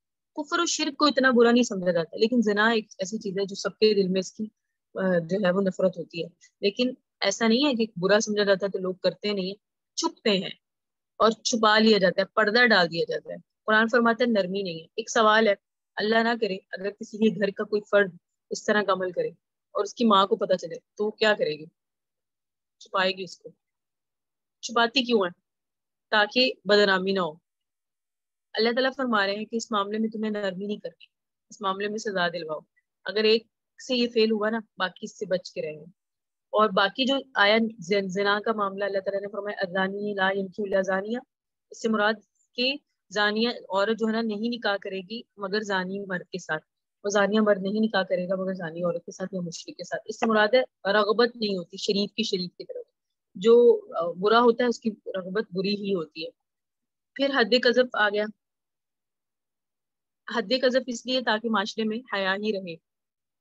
ہر کسی پہ تہمت، ہر کسی کے لیے باتیں، ہر کسی کو برا بھلا کہنا، ہر کسی کی کردار کشی کرنا، ہر ایک پہ انگلی اٹھانا، اس کا نتیجہ یہ ہوگا کہ لوگوں کے میں جو ہے وہ حیا نہیں، لوگوں میں بری باتیں پھیلیں گی. بری باتیں پھیلیں گی تو یہ بھی حیا کے جو ہے وہ حیا کے خلاف بات ہے. اس لیے کہا کہ ہر ایک نے کسی عورت پہ ایسے اپنی زبان نہیں کھولنی نہیں. اگر تم کسی کے اوپر تہمت لگا رہے ہو نا تو پھر اس پر گواہ بھی لاؤ. اور پھر لیان کا حکم آیا کیونکہ میاں بیوی کا معاملہ ایسا ہے جس میں مرد اپنی غیرت کے خلاف، اب دیکھو نا اپنی بیوی کو دیکھا اس نے بد فعلی میں تو وہ کیا گواہ کٹا لائے گا. اس لیے ان کی قسموں کو قرار دے دیا گیا. حد قذف قائم مقام ہے. خامد کی جو 5 قسمیں ہیں نا وہ حد قذف کے قائم مقام ہے، اور بیوی کی جو 5 قسمیں ہیں وہ حد زنا کے قائم مقام ہے. اس طرح دونوں کا معاملہ طے ہو جائے گا. ان الذین، یہ جو آپ کے سامنے پڑھنے لگی ہوں یہ وہی واقعہ ہے سیدہ عائشہ کا جو آپ کے سامنے بیان کیا. اللہ فرما رہے ہیں ان الذین جاؤوا بالافک عصبۃ منکم، بے شک وہ لوگ جو ڈھونڈ لائے تم میں سے ایک چھوٹی سی جماعت ہے. ایک چھوٹی سی جماعت ہے جو تم پر طوفان لائے. کیا عجیب طوفان برپا کر رکھا تھا تم نے. اس کا لفظ جو ہے نا یہ بھی خاص لفظ ہے. یہ جو یہاں استعمال ہوا ہے کہ یہ اتنا بڑا طوفان تھا جو تم نے مدینہ کی فضاؤں میں لوگوں کے دلوں میں ڈال دیا. عصبۃ منکم، اور تم میں سے ایک چھوٹی سی جماعت تھی. لا تحسبوا شرا لکم، لیکن ہوا اگرچہ یہ صحیح نہیں لیکن تم اسے برا نہ سمجھو، بل ہوا خیر لکم، تمہارے لیے بہتر ہے. برا نہ سمجھو سے مراد یہ نہیں ہے کہ برا نہیں ہے، بلکہ یہ بہتر کیسے ہے کہ صفائی آ گئی، اللہ تعالیٰ نے ہدایات دے دی، خفیہ قسم کے دشمن پتہ چل گئے، اور اس صدمے کی سزا سے آخرت میں جو آپ کو ثواب ملے گا وہ بھی مل گیا. اس لیے اس طرح سے آپ کے لیے بہتر بھی ہے ہوا. لکل امرئ منہم ما اکتسب من الاثم، ان میں سے ہر شخص کے لیے وہ گناہ ہے جو اس نے کمایا. یعنی جو جتنا اس معاملے میں انوالو ہوا اس کے لیے اتنا ہی گناہ ہے. والذی تولی کبرہ منہ لہ عذاب علیم، اور اس میں سے بڑا حصے کا وہ متولی بنا جو اس میں بڑا تھا اور اس کے لیے بڑا عذاب ہے. یعنی عبداللہ بن ابی منافق جو اس میں شامل ہوا اور جو اس کا مرکز تھا، جس کی وجہ سے یہ باتیں ہوئی، جس نے یہ باتیں پھیلائی، اس کے لیے بڑا عذاب ہے. جسے اللہ بڑا کہے تو اس کا مطلب ہے چھوٹا موٹا نہیں ہے، منافق ہے، منافق کا عذاب. لولا سمعتموہ، کیوں نہیں جب تم نے اس باتوں کو سنا، تو ظن المؤمنون والمؤمنات، کیوں نہیں خیال کیا مومن مردوں نے اور مومن عورتوں نے بانفسہم خیرا، اس متعلق اپنے معاملے میں اپنے دل میں بھلائی کا. جب عائشہ کے بارے میں باتیں ہوئی تو تم نے اچھا خیال کیوں نہیں کیا. قالوا ھذا افک مبین، اور کیوں نہیں کہا یہ تو بہت بڑا گناہ ہے. ولولا جاءوا علیہ باربعۃ شہداء، کیوں نہیں لائے اس بات پر 4 گواہ. اللہ تعالیٰ کا انداز تھوڑا یہاں جلالی ہے، کیوں نہیں لائے اس پر 4 گواہ. فَإِذْ لَمْ يَأْتُوا بِالشُّهَدَاءِ، اور اگر تم گواہ نہیں رہے تو اللہ کے قانون کے مطابق فَأُولَٰئِکَ عِندَ اللَّهِ هُمُ الْكَاذِبُونَ، تم جھوٹے ہو. کیونکہ اللہ کا قانون یہ ہے کہ جو یہ بات کہی ہے تو اس پر گواہ لاؤ. گواہ نہیں لائے تو اللہ کے قانون کے مطابق تم جھوٹے ہو.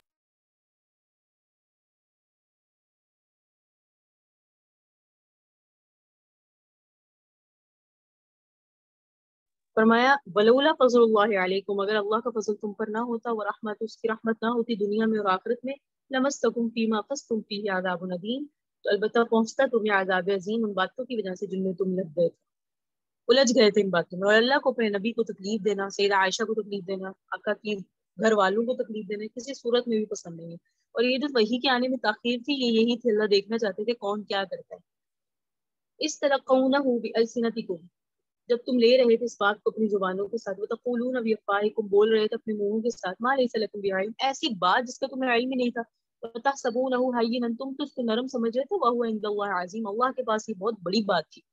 تم اسے بہت معمولی بات سمجھ رہے تھے، اپنی زبانوں سے کہہ رہے تھے اور اس کو پھیلا رہے تھے، اور تم سمجھ رہے تھے چھوٹی بات ہے، اللہ کے ہاں یہ بہت بڑی بات تھی. ولولا، کیوں نہیں، اذ سمعتموہ، جب تم نے اسے سنا، تم نے کہا ما یکون لنا ان نتکلم بہذا، کہ ہم اس موضوع پہ کوئی بات نہیں کریں گے. کیوں نہیں کہا. سبحانک، سبحان اللہ، یہ تو بہت بڑا عظیم بہتان ہے. اللہ کی عادت ہے، پورے قرآن میں آپ نے دیکھا ہوگا سبحان اللہ اظہار تعجب پر ہوتا ہے. ہم تو کوئی دنیا میں ہمارے معاملے میں کوئی اچھی چیز دیکھے تو کہتے ہیں نا سبحان اللہ. اللہ کا اظہار تعجب پر، اللہ کی سنت، اللہ فرماتے ہیں سبحان اللہ. ایسے ہی آقا علیہ السلام کی بھی سنت ہے، بعض موقع پر جب اظہار تعجب فرماتے کسی تعجب والی چیز پہ تو فرماتے سبحان اللہ. تو یہاں اللہ نے تعجب کیا کہ کتنی عجیب بات ہے کہ تم نے یہ بات کیوں نہیں کہی. اب آپ دیکھیں لولا، پیچھے بھی آیا لولا، لولا کیوں نہیں کیا، کیوں، جیسے کسی کو بہت جھنجھوڑا جا رہا ہے، بتاؤ کیوں نہیں تم نے یہ عمل کیا. تو اللہ رب العزت نے یہاں وہ انداز فرمایا. کہا یعظکم اللہ، اللہ تمہیں نصیحت فرماتا ہے ان تعودوا لمثلہ ابدا، دوبارہ ایسا کبھی بھی کچھ نہ کرنا، کبھی بھی دوبارہ ایسا نہ کرنا. ابدن کا لفظ ہے، کبھی بھی اس طرح کی جسارت نہ کرنا. ان کنتم مومنین، اگر اپنے ایمان والے ہو، اگر اپنے آپ کو مومن سمجھتے ہو تو اس طرح کی باتیں نہ کرنا. وَيُبَيِّنُ اللَّهُ لَكُمُ الْآيَاتِ، بیان کرتا ہے اللہ تمہارے لیے آیات. واللہ علیم حکیم، اللہ علم والا ہے، حکمت والا ہے. ان الذين يحبون ان تشيع الفاحشة، بے شک وہ لوگ جو پسند کرتے ہیں کہ فحش پھیلے، بے حیائی پھیلے. الذين آمنوا، ایمان والوں میں، لهم عذاب الیم، ان کے لیے تو دردناک عذاب ہے دنیا میں بھی اور آخرت میں بھی. اللہ یعلم، اللہ جانتا ہے، وانتم لا تعلمون، تم نہیں جانتے کہ کیا عذاب ہے اس کا. تو یہ بے حیائی اللہ کے ہاں بے حیائی کا مرتکب ہونے والا تو ہے ہی بے حیا، لیکن بے حیائی کو پھیلانے والا، ظاہری بات ہے وہ خود بھی بے حیا ہوگا. لیکن اس سے پتہ چلتا ہے زبانوں کو بند کرو، ذہنوں کو صاف کرو. کسی کے لیے کچھ بھی بلا وجہ مت سوچو، کسی کے لیے کچھ بھی ایسے مت کہو، کیونکہ اللہ رب العزت کو یہ بات پسند نہیں. اب دیکھیں 4 گواہ، اگر اس کی بھی حکمت دیکھیں، 4 گواہ لاؤ اگر کسی نے بد فعلی کی ہے، بد کرداری کی ہے، 4 گواہ ایک وقت میں کہاں ایک جگہ ہوتا ہے. اللہ نے حد الامکان کوشش کی ہے کہ اس بات کا سد باب رہے، پردہ رہے، نہ یہ معاشرے میں پھیلے. کیونکہ جب لوگوں میں معاشرے میں ایک بات پروان چڑھتی ہے تو اس کا نتیجہ کیا ہوتا ہے، لوگوں میں عام ہو جاتی ہے. تو جب یہ باتیں ہونا شروع ہو جائیں گی تو لوگوں کے دلوں میں اس کی قباحت ختم ہو جائے گی، عام ہو جائیں گی. خیر ہے، کوئی بات نہیں، یہ زنا کی بات ہے نا، خیر ہے. اور لوگوں کے جب لوگ اتنا زیادہ اس چیز کے عام مزاج بن جائے گا ان کا، تو لوگ اس بات کو معمولی سمجھیں گے، اس میں انوالو ہونا شروع ہو جائے گا. تو فرمایا لیکن جو پھیلاتا ہے نا فاحشہ، اس کے لیے بھی عذاب علیم ہوگا. ولولا فضل اللہ علیکم ورحمۃ، اگر اللہ کا فضل تم پر نہ ہوتا، اس کی رحمت نہ ہوتی، تو اللہ کا فضل ہوا اور تم عذاب میں مبتلا نہ ہوئے. وان اللہ رؤوف رحیم، اللہ تو بخشنے والا ہے اور اللہ مہربان ہے. یہاں اللہ رب العزت نے کچھ نصاحب، یہ جو آیات اتری سیدہ عائشہ رضی اللہ تعالیٰ عنہ کے معاملے پر اتری، ان سے یہ پتہ چلا کہ اس معاملے میں اس طرح کے اقدام تم آئندہ سے مت کرنا.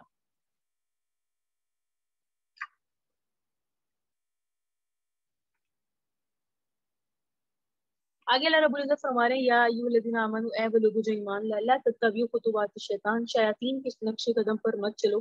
ومن یتبع خطوات الشیطان، کی جو شیاطین کے نقش قدم پر چلے گا، فإنہ، اس کا تو کام ہی ہے، یأمر بالفحشاء، وہ تو حکم ہی بے حیائی کا دیتا ہے، والمنکر، برے کاموں کا دیتا ہے. لولا فضل اللہ علیکم ورحمۃ، اگر اللہ کا فضل، اس کی رحمت تم پہ نہ ہوتی، ما زکا منکم، تو تم میں سے کوئی پاک بھی نہ ہوتا، من احد ابدا، کبھی بھی، ایک بھی تم میں سے کوئی بھی پاک نہ ہوتا. تو اپنے آپ کو تم جو پاک سمجھ رہے ہو، یہ اللہ کا فضل، اللہ کا کرم ہے. اللہ یزکی من یشاء، اللہ جسے چاہتا ہے تزکیہ نفس دیتا ہے، اللہ جسے چاہتا ہے پاک کرتا ہے. اللہ سمیع علیم، اللہ سننے والا ہے، اللہ جاننے والا ہے. تو شیطان کے نقش قدم پر مت چلو، مراد یہاں یہ ہے کہ شیطانی ذہن رکھنے والے لوگوں کی بھی پیروی مت کرو. اچھوں کے ساتھ رہو، اچھوں کے ساتھ رہو گے تو اچھوں کی اچھائیاں تم پر اثر انداز ہوں گی، بروں کے ساتھ رہو گے تو بروں کی برائیاں تم پر اثر انداز ہوں. اچھوں کی صحبت اپناؤ گے، اس کا نتیجہ یہ ہوگا کہ شیطان سے بچے رہو گے. لیکن شیطانی لوگوں کے ساتھ، شیطانی مزاج، شیطانی کردار لوگوں کے ساتھ رہو گے، وہ تمہیں اپنے جیسے معاملوں میں لگا دیں گے. یأمر بالفحشاء والمنکر، برائی کے کاموں پہ لگا دیں گے، بے حیائی کے کاموں میں لگا دیں گے. ایسا ہی ہوتا ہے. پاک باز کے ساتھ رہتے ہیں تو آپ پر اس کی پاک بازی کا اثر ہوتا ہے، اور اگر آپ کسی ایسے کے پاس رہتے ہیں جو دنیا کے معاملے میں بہت، اللہ کے معاملے میں بہت بے باک ہے، نہ ڈر ہے، تو اس کے نہ ڈرنے کا اور بے باکی کا اثر ہوتا ہے. پھر فرمایا ولا یأتل اولو الفضل، نہ قسم کھائے تم میں سے فضل والے، والسعۃ، اور وسعت والے، تو اس بات پر کہ وہ دے اولو القربى، رشتہ داروں کو، والمساکین، مسکینوں کو، والمہاجرین، اللہ کے راستے میں ہجرت کرنے والوں کو، فی سبیل اللہ، اللہ کے راستے میں. قسم نہ کھائیں کہ وہ نہیں دیں گے. ولیعفوا، چاہیے معاف کر دیں، ولیصفحوا، درگزر کر دیں. الا تحبون، کہ تم پسند نہیں کرتے، یغفر اللہ لکم، کہ اللہ تمہیں معاف کر دے، بخش دے. اللہ غفور رحیم، اللہ تو بخشنے والا ہے، مہربان ہے. یہ آیت نازل ہوئی سیدنا صدیق اکبر رضی اللہ تعالیٰ عنہ کے متعلق، کیونکہ سیدنا صدیق اکبر رضی اللہ تعالیٰ عنہ نے جب سنا کہ مستاح نے بھی میری بیٹی کے متعلق ایسی باتیں پھیلائی، تو حضرت صدیق اکبر کو بہت دکھ ہوا، اور انہوں نے کہا جیسے ہم ایک واضح باتیں بائیکاٹ کر دیتے ہیں، ٹھیک ہے میں اب ان سے تعلقات، یعنی مراد میں ان کی جو معاشی مدد کرتا تھا میں نہیں کروں گا. جیسے ہم نے کل کے بارے میں پڑھا کہ سیدنا صدیق اکبر کی ایک عادت تھی نا کہ وہ غلاموں کو لیتے، نکال دیتے، بیچ دیتے. بیچنے سے مراد ہے خریدتے اور پھر آزاد کر دیتے. تو سیدنا صدیق اکبر رضی اللہ تعالیٰ عنہ کا مزاج بہت سخی تھا، بہت نرم دل بھی تھے. لیکن جب سنا کہ اتنی تکلیف، اور وہ بھی بات گھر کی عزت سے متعلق کہا گیا، تو وہ بہت زیادہ ایسے ہوا ان کا مزاج کہ انہوں نے کہا کہ میں مستاح کو نہیں دوں گا. تو اللہ تعالیٰ نے آیات نازل فرمائی. کی وضاحت میں مزید آپ کے سامنے کر دیتی ہوں. ان الذین، بے شک وہ لوگ، یرمون المحصنات، جو تہمتیں لگاتے ہیں پاک دامن عورتوں پر، غافلات بھولی بھالی عورتوں پر، مؤمنات ایمان والی عورتوں پر. تہمت وہی جھوٹی تہمتیں لگاتے ہیں. لعنوا فی الدنیا والآخرہ، ان کے لیے تو لعنت ہے دنیا میں بھی اور آخرت میں بھی. تو پہلے فرمایا گیا کہ ان کے لیے لعنت ہے دنیا میں اور آخرت میں، لیکن واللہ ولہم عذاب ندیم، ان کے لیے بڑا عذاب بھی ہے. یہ حکم کلی آ گیا، قیامت تک کے لیے آ گیا کہ جو پاک باز عورتوں پر تہمت لگائیں گے، جو پاک دامن عورتوں پر تہمت لگائیں گے، ان کے لیے دنیا اور آخرت میں عذاب ہوگا. اب آپ تھوڑی دیر کے لیے سوچیں کہ ہم جس معاشرے میں ہیں ادھر سوشل میڈیا اتنی عزت اچھالتا ہے دوسروں کی، کسی کی بھی عزت اچھال کے رکھ دیتا ہے، جھوٹی بات پھیلاتا ہے، اور ہم بغیر تحقیق کے اسے آگے شیئر کر دیتے ہیں اور بغیر تحقیق کے اسے آگے پھیلا دیتے ہیں.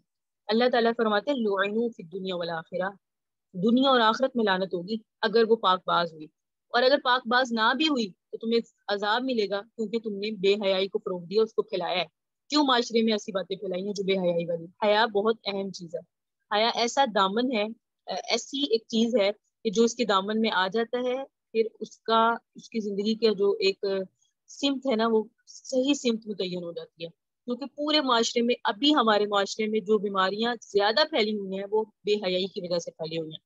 اگر حیادار معاشرہ ہوگا تو انسان اتنے زیادہ مسائل کا شکار نہیں ہوگا جتنے مسائل کا اب ہم شکار ہیں.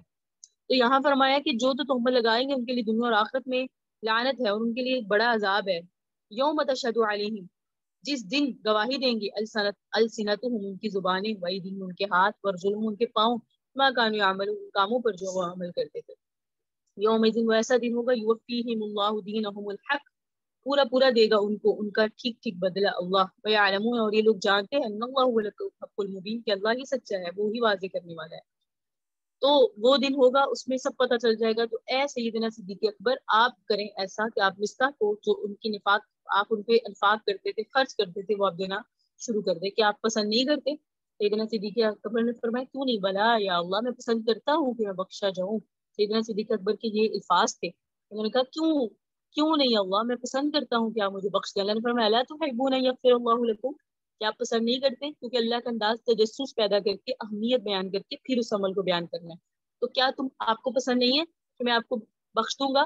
سیدنا صدیق اکبر نے فرمایا کیوں نہیں یا اللہ، پسند ہے. تو قربان جائے اس رب پر بھی اتنی کریم اللہ ہے کہ اللہ تعالیٰ نے حضرت مصطح تھے تو بدری صحابی، اور بدری صحابیوں کے متعلق آیا اللہ نے ان کے سارے گناہ معاف فرمائے. تو اللہ کو ان کے اس معاملے پر بھی اتنی فکر ہوئی کہ ایسا نہ ہو کہ سیدنا صدیق اکبر ان کو دینا جو ہے وہ بند کر دے. فرمایا صدیق اکبر انہیں دے دیں، اس سے کیا ہوگا، یغفر اللہ لکم، اللہ آپ کو بخش دے گا.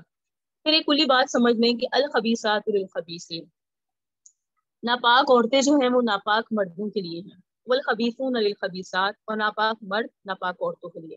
والطیبات للطیبین، پاکیزہ عورتیں پاکیزہ مردوں کے لیے ہیں. والطیبون للطیبات، اور پاکیزہ مرد پاکیزہ عورتوں کے لیے.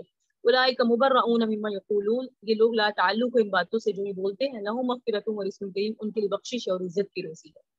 تو پاک باز پاک بازوں کے لیے ہے، اور بد کردار بد کرداروں کے لیے. سیدنا صدیق اکبر کا واقعہ تھا اس میں جو آپ کے سامنے بیان کیا کہ آپ نے ان کو دینا ہے. سیدنا صدیق اکبر نے فرمایا کیوں نہیں یا اللہ، اور انہوں نے دوبارہ سے دینا شروع کر دیا. جھوٹی تہمت والوں کا انجام بتایا، لعنوا، لعنت کا مطلب اللہ کی رحمت سے دوری. یہ لوگ دنیا میں بھی اللہ کی رحمت سے دور ہوں گے اور آخرت میں بھی، اور آخرت میں تو انہیں بڑا عذاب ہوگا. کیوں؟ کیونکہ ان کے زبانیں، ان کے پاؤں، ان کے ہاتھ خود گواہی دیں گے جو انہوں نے کیا. پھر یہ جو بات آئی کہ خبیث مرد خبیث عورتوں کے لیے، یعنی کسی شریف آدمی کے لائق نہیں ہے کہ وہ کسی بد کردار عورت اس کے نکاح میں ہے. اس سے یہ پتہ چلا، یہ اللہ تعالیٰ نے جو نقطہ بتایا کہ خبیث مرد خبیث عورتوں کے لائق ہے اور کسی شریف کے قابل نہیں ہے، اور پاکیزہ عورتیں پاکیزہ مردوں کے لائق ہے، اور پاکیزہ مرد پاکیزہ عورتوں کے لائق ہے. یہ ایک تو مقدمہ یہ ہوا. دوسرا مقدمہ یہ ہوا کہ حضور کو اللہ تعالیٰ نے ہر وہ چیز دی ہے جو اس کی شان کے لائق ہے.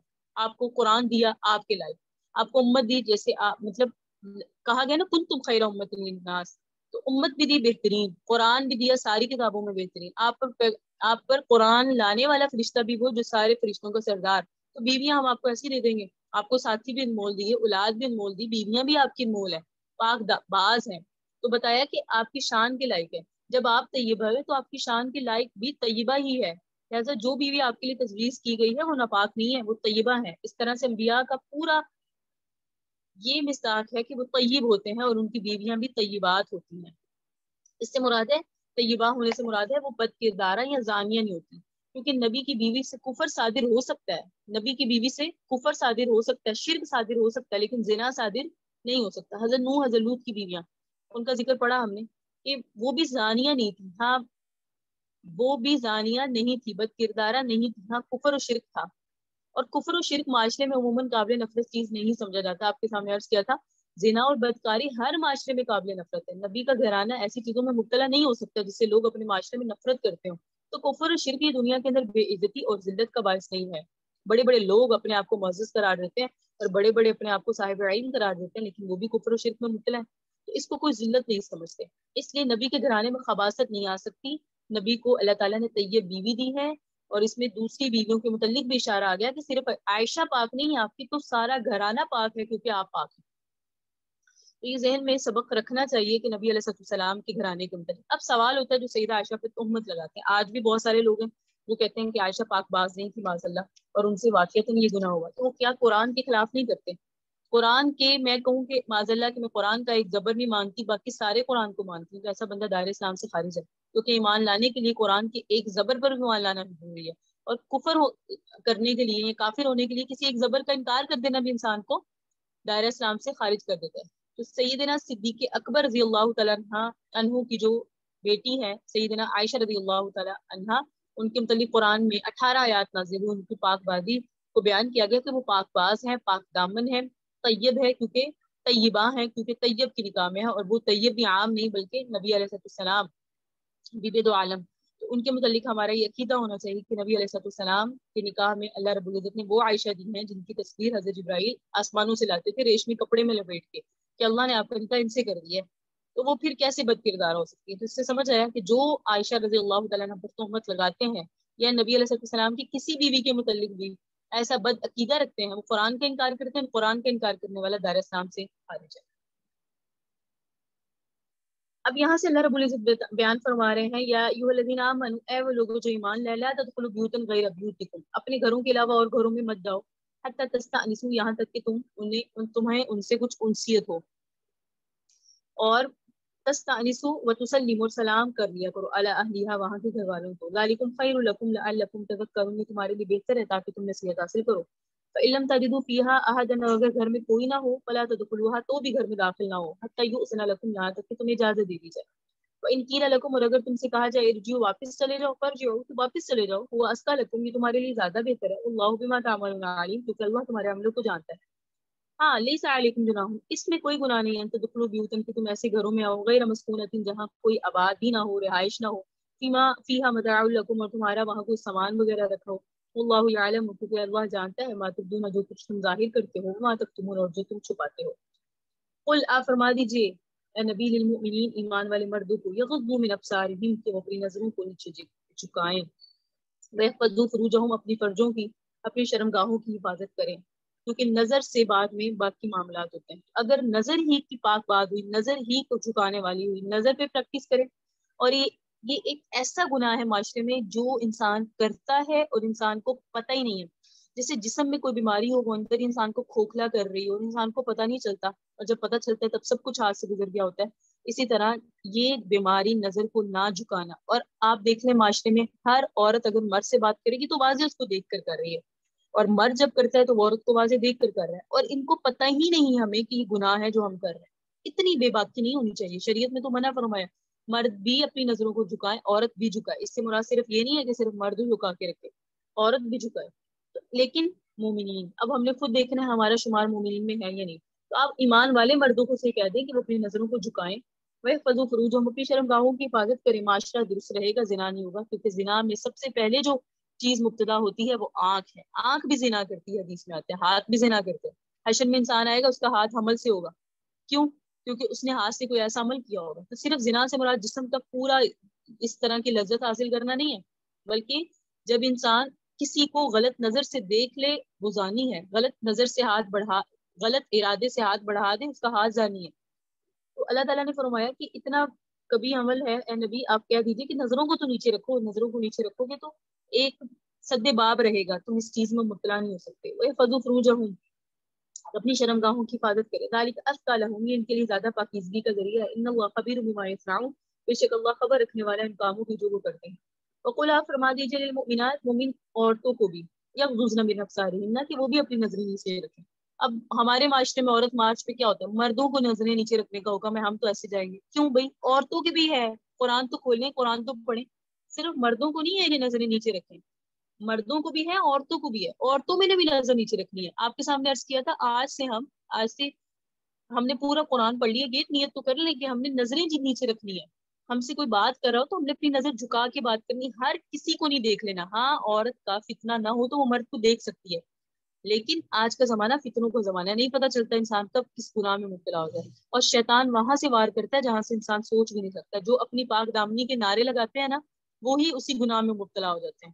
اللہ پاک ہماری حفاظت فرمائے. تو عزت ایک ایسی چیز ہے، اور زنا ایک ایسی بات ہے جو قرض ہے، نسلوں سے اللہ لیتے ہیں. اگر کوئی زنا کرتا ہے تو نسلوں میں اسے اس کا خمیازہ بھگتنا پڑتا ہے. اگر آج کی عورت نے صرف کسی مرد کے ساتھ زنا نہیں کیا، لیکن غلط ارادے سے اس کو مرد نے اس کو چھوا، اور اس نے مرد کو چھوا، تو ایک وقت آتا ہے کہ اس کی اولادوں میں اس سے بڑھ کر عمل ہوتا ہے. یہ ایک قرض ہے. ہم کرتے ہیں نا جو، ہماری اولادوں میں 3-4 قدم آگے ہوں گی، اور ان کی اولادیں 4-5 قدم اور آگے ہوں گی. یہی بات ہے. یہ ایک ایسا قرض ہے جو اپنے سے زیادہ تاوان وصول کرتا ہے. جو ہم نے کیا، اور آج کی عورت اگر صرف پردہ کرتی ہے نا، سر پہ دوپٹہ لیتی ہے، تو اس کی اولاد گلے میں لے گی. اور آج کی عورت گلے میں بھی نہیں لیتی نا، تو اس کی اولاد تو مطلب گلے میں پھینکتی ہے، اس کی اولاد گلے میں بھی نہیں پھینکے گی. تو ایک سٹیپ آگے ہوتا ہے. آگے جو زمانہ آ رہا ہے اس میں ایک سٹیپ آگے ہوگی ہماری اولاد برائی میں، کیونکہ معاشرے میں فتنے بہت ہیں. تو فرمایا نظر کو جھکا کے عورتیں بھی رکھیں، وَيَحْفَظْنَ فُرُوجَهُنَّ، اپنی شرمگاہوں کی عورتیں بھی حفاظت کریں، وَلَا يُبْدِينَ زِينَتَهُنَّ، اپنی چھپی ہوئی زینت کو ظاہر نہ کریں، إِلَّا مَا ظَهَرَ مِنْهَا، مگر وہ جو خود ظاہر ہو جائے. وَلْيَضْرِبْنَ بِخُمُرِهِنَّ، اور اپنی چادروں کو ڈال کے رکھیں، اپنی عَلَى جُيُوبِهِنَّ، اوڑھنیوں کو اپنی گریبانوں میں. مراد یہ ہے کہ اپنے سینے کو ڈھانپ کے رکھیں، خاص کر کیونکہ عرب میں ایک اور چیز تھی کہ گلے میں ڈال کے دوپٹہ اس کو پیچھے پھینک لیتے تھے. جیسے آج بھی گلے سے مراد سر میں ڈال کے اپنی اوڑھنی، اور اس کو اس کے جو دونوں پلو ہیں نا اسے پیچھے پھینک دیتے تھے. جیسے مثال کے طور پہ آج بھی دیہات میں جائیں تو بعض عورتیں ایسے کرتی ہیں کہ اوڑھنی کو سر پہ ڈال کے آگے سے نہیں کور کرتی، اس کو پیچھے چھوڑ دیتی ہیں دونوں کناروں کو. تو یہ جو عمل ہے نا، یہ فرمایا ایسا نہیں کرنا. وَلْيَضْرِبْنَ بِخُمُرِهِنَّ عَلَى جُيُوبِهِنَّ، یہ جو یہاں لفظ ہے نا خمر، اور جو ہم نے پڑھا اس میں سورہ احزاب میں ادھر لفظ آیا تھا جلابی بھی ہونا، تو مراد یہ ہے چادریں. اپنی چادریں اپنی اوڑھنیوں گروبانوں پہ ڈالیں. یہاں مراد ایک تو دوپٹہ اور ایک ہے چادر. دوپٹہ جو انسان عورت کی سینے کی ساخت ہے اسے چھپاتا نہیں ہے. چادر لو، اس سے یہ ہوگا کہ اوڑھنیاں جب تم اپنے گریبانوں میں ڈالو گے تو اس سے تمہارا سینہ چھپ جائے گا.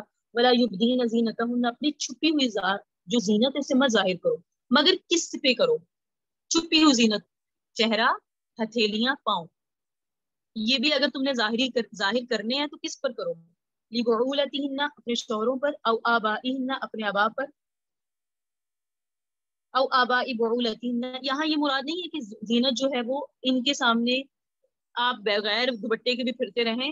ویسے تو یہ ہے کہ اپنی ساری جو تمہارا پردہ ہے وہ پورا پردہ چہرے کا بھی ہے، صحیح، لیکن یہاں جو ان کے سامنے تم چہرہ بھی، ہتھیلیاں، پاؤں کھول سکتے ہو. ایسا نہیں ہے کہ ہمارے مردوں کے سامنے گھر کی عورتیں عموماً بے باک ہوتی ہیں، نہیں دوپٹہ لیتی سر پہ، چاہے آپ کا سسر ہو، چاہے آپ کا بھائی ہو، یا فرمایا کہ اس میں کیا کرنا ہے؟ اپنے شوہروں کے لیے، او آبائہن، اپنے باپوں کے لیے، او آبائی بعولتہن، اپنے شوہروں کے باپوں کے لیے یعنی اپنے سسر کے لیے، او آبائہن، اپنے بیٹوں کے لیے، او ابنائی بعولتہن، اپنے خامدوں کے بیٹوں کے لیے، او اخوانہن، اپنے بھائیوں کے لیے، او بنی اخوانہن، اپنے بھائیوں کے بیٹوں کے لیے، او بنی اخواتہن، یا اپنی بہنوں کے بیٹوں کے لیے، او نسائہن، یا اپنی عورتوں کے لیے، او ما ملکت ایمانہن، یا ان کے لیے جن کے مالک ان کے دائیں ہاتھ ہیں، او التابعین غیر اولی الاربۃ من الرجال، یا ان مردوں کے لیے جو کہ تابع ہیں اور خواہش والے نہیں ہیں. اب الطفل الذی، جیسے عموماً لوگوں کے گھروں میں جدی پشتی غلامی آ رہی ہوتی ہے اور وہ ہی ان کے نوکر چاکر ہیں، تو یہ آیا تابع ہیں اور ان میں کوئی خواہش نہیں ہے، واقعتاً ان کی خواہش نہیں ہوتی. اب الطفل الذین لم یظہروا علی عورات النساء، یا ان بچوں کے لیے جو مطلع نہیں ہیں عورتوں کے پردے کے بھی باتوں پر، یعنی نابالغ ہیں. ولا یضربن بارجلہن، اور نہ مارے عورتیں اپنے پاؤں کو، لیعلم ما یخفین من زینتہن، تاکہ وہ دکھائیں اپنی چھپی ہوئی زینت. اتوبوا الی اللہ جميعا، توبہ کرو اللہ کے سامنے سارے کے سارے. ایھا المؤمنون، اے ایمان والو، لعلکم تفلحون، توبہ کرو گے تو فلاح پا جاؤ گے. پھر فرمایا وانکحوا الایام منکم، اور تم میں سے جو بے نکاح ہو، بے نکاح یا تو شوہر وفات پا گیا یا بیوہ ہو گئی، تو فرمایا ان میں سے والصالحین من عبادکم و ایمائکم، تو تمہارے غلام اور باندیوں میں سے جو نیک ہو ان کے ساتھ ان کا نکاح کر دو۔ پہلے غلام اور باندیوں کا کانسیپٹ تھا، اب کوئی بیوہ ہو یا بے نکاح ہو یا متعلقہ ہو تو اس کا نکاح کر دو۔ یہ معاشرے میں جو عیب سمجھا جاتا ہے، یہ عیب معاشرے میں سمجھا جاتا ہے، شریعت میں نہیں ہے۔ شریعت میں تو کرو، انکحو، کرو، امر کا صیغہ ہے، ابھارا جا رہا ہے، کرو۔ ان یکون فقراء، اور اگر وہ تنگ دست ہو، یغنیہم اللہ من فضلہ، تو اللہ انہیں اپنے فضل سے غنی کر دے گا، واللہ واسع علیم، اللہ وسعت والا ہے، جاننے والا ہے۔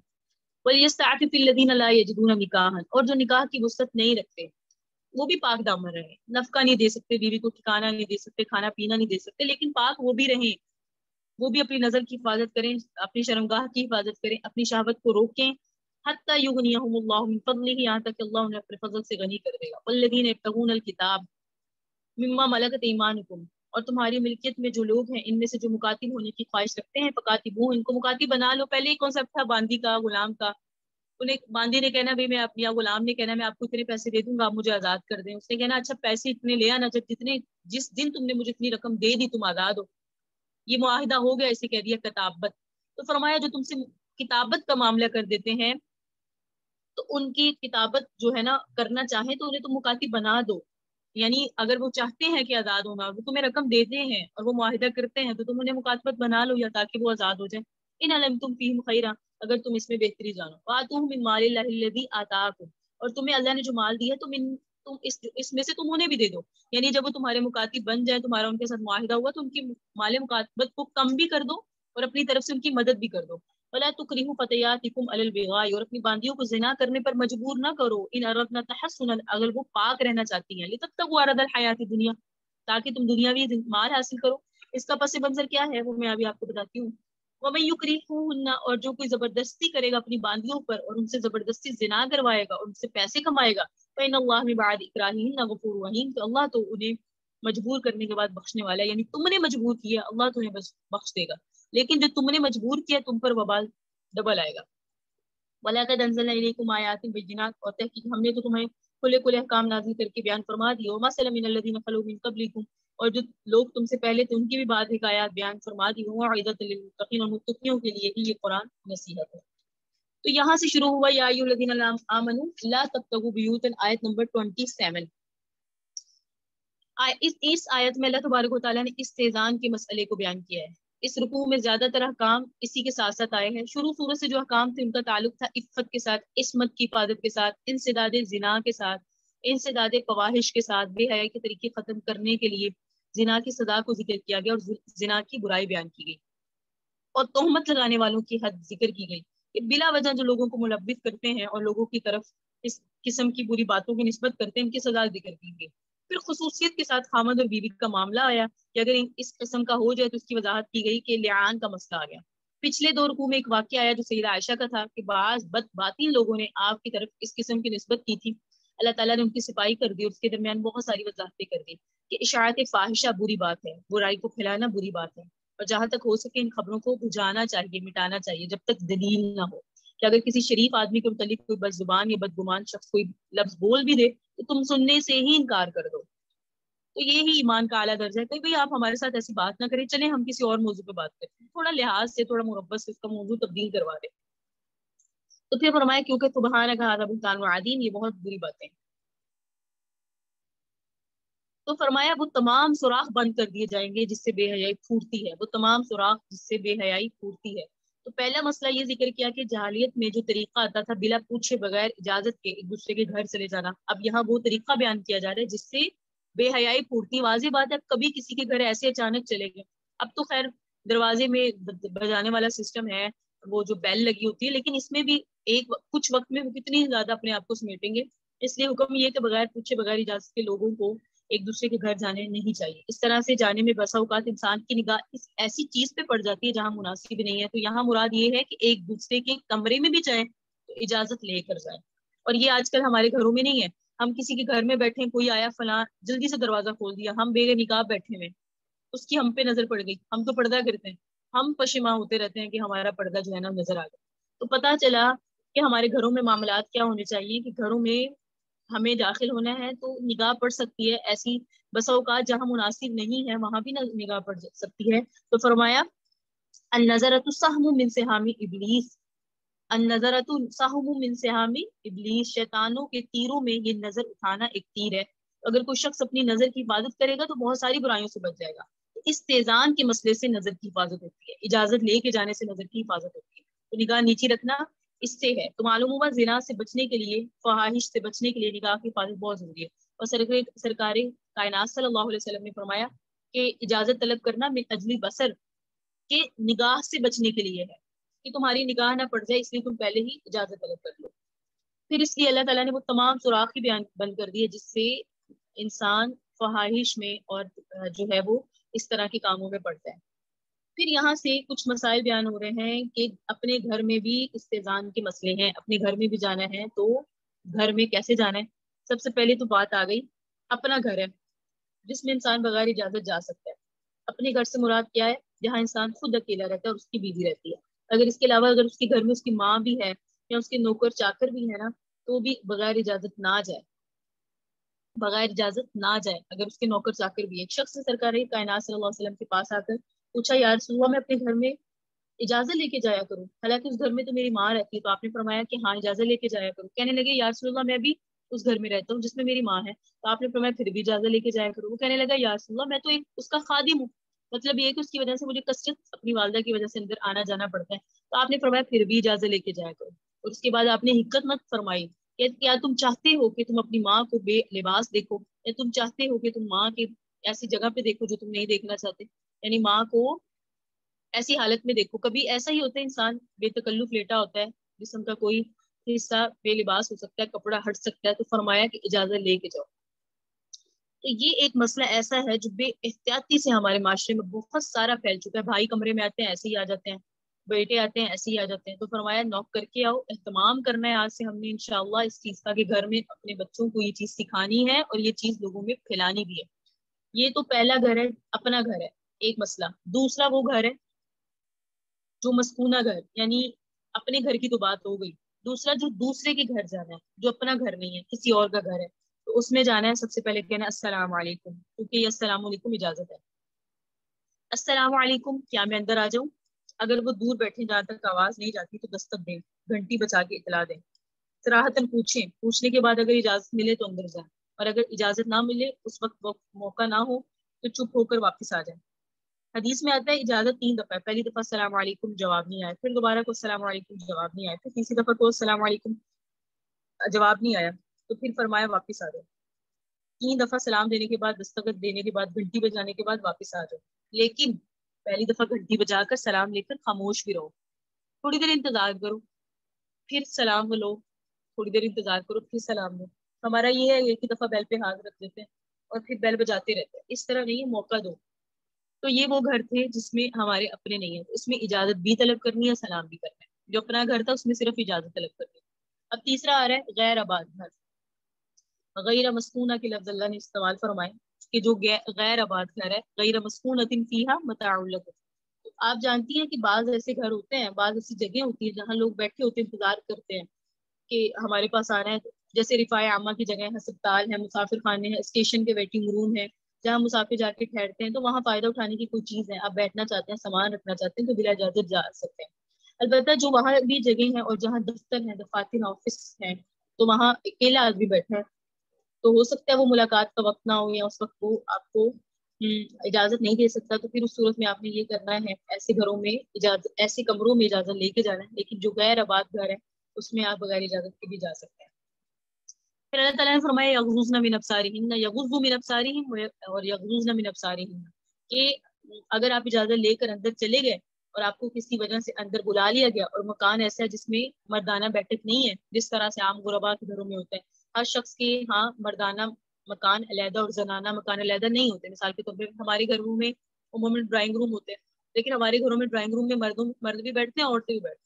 لیکن اس لیے ایسی جگہوں پہ جانا ہے تو آپ نے جانا ہے تو اپنی نظروں کی حفاظت کرنی ہے. سب سے پہلے کہ بلا اجازت نہیں جانا، اور اگر جانا ہے تو پھر نظر کی حفاظت کر کے جانا. تو مرد اور عورت دونوں کو آیا کہ اپنی نظروں کو جھکانا ہے اور اپنی شرمگاہوں کی حفاظت کرنی ہے. اور پھر فرمایا مواضع زینت کو ظاہر نہیں کرنا.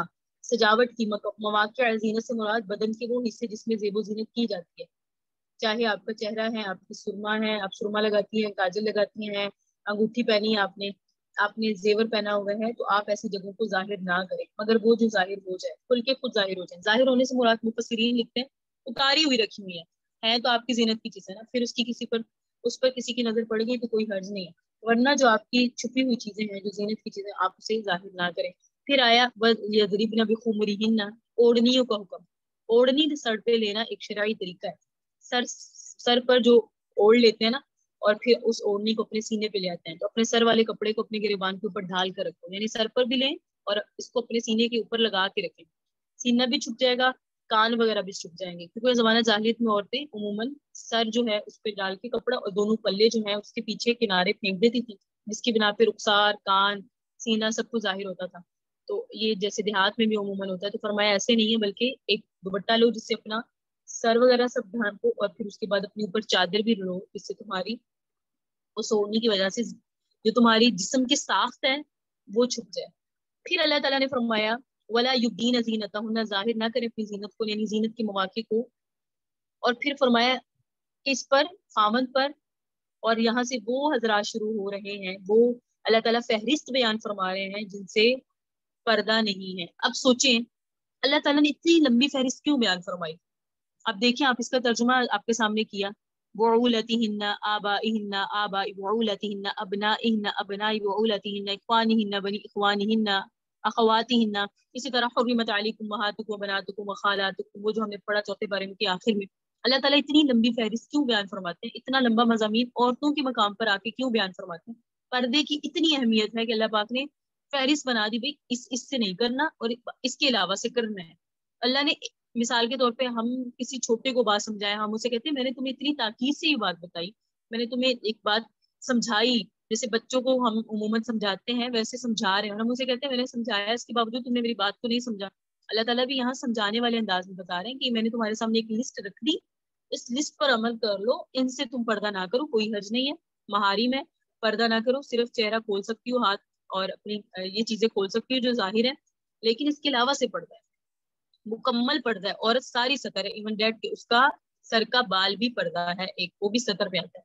औरत तो सारी मस्तूर है, मस्तूरात का मतलब है छुपी छुपी हुई चीजें, तो इनके सामने मस्तूर नहीं है। मस्तूर से मुराद इनके सामने भी ये तीन चीजें, हाथ, पाँव और जो ये जो मुंह है, इसमें भी ये किसी हद तक खोल लें। और मर्दों के सामने भी ये जो फरमाया ना, जो जीनत जाहिर हो जाए, उसमें भी चेहरा तो बहरहाल छुपा होगा, लेकिन जैसे हाथ उमूमन जो है, हमने कुछ लेन देन करना है, सूरह अहज़ाब में इसके मुतालिक हमने तफसील से पढ़ लिया था, तो वो फिर मजबूरी की बिना पर उसकी भी इजाजत है। लेकिन ये जो अपने घर वाले अफराद हैं, इनके सामने चेहरा खोल सकती हो, उसमें कौन कौन है अल्लाह रब्बुल इज्जत ने बता दिया कि तुम्हारे शौहर हैं, तुम्हारे बाप हैं, तुम्हारे ससुर हैं, हकीकी भाई, अखियाफी भाई, आप शरीक भाई, माशरिक भाई, वो आगे तुम्हारे भतीजे हैं, तुम्हारी भांजियां हैं, तुम्हारे चचा हैं, और बापों से भी ऊपर, यानी बाप, दादा, परदादा, वो, और जो तुम्हारे बेटे हैं, पोते हैं, उनके पोते हैं, आगे उनकी औलादें हैं, वो सारी तुम्हारी महारिम है। इसके अलावा जो है ना, तुम्हारी जो इसमें ये भी बयान होगा, इसके जिम्मन में ये समझ लें कि जो हमारा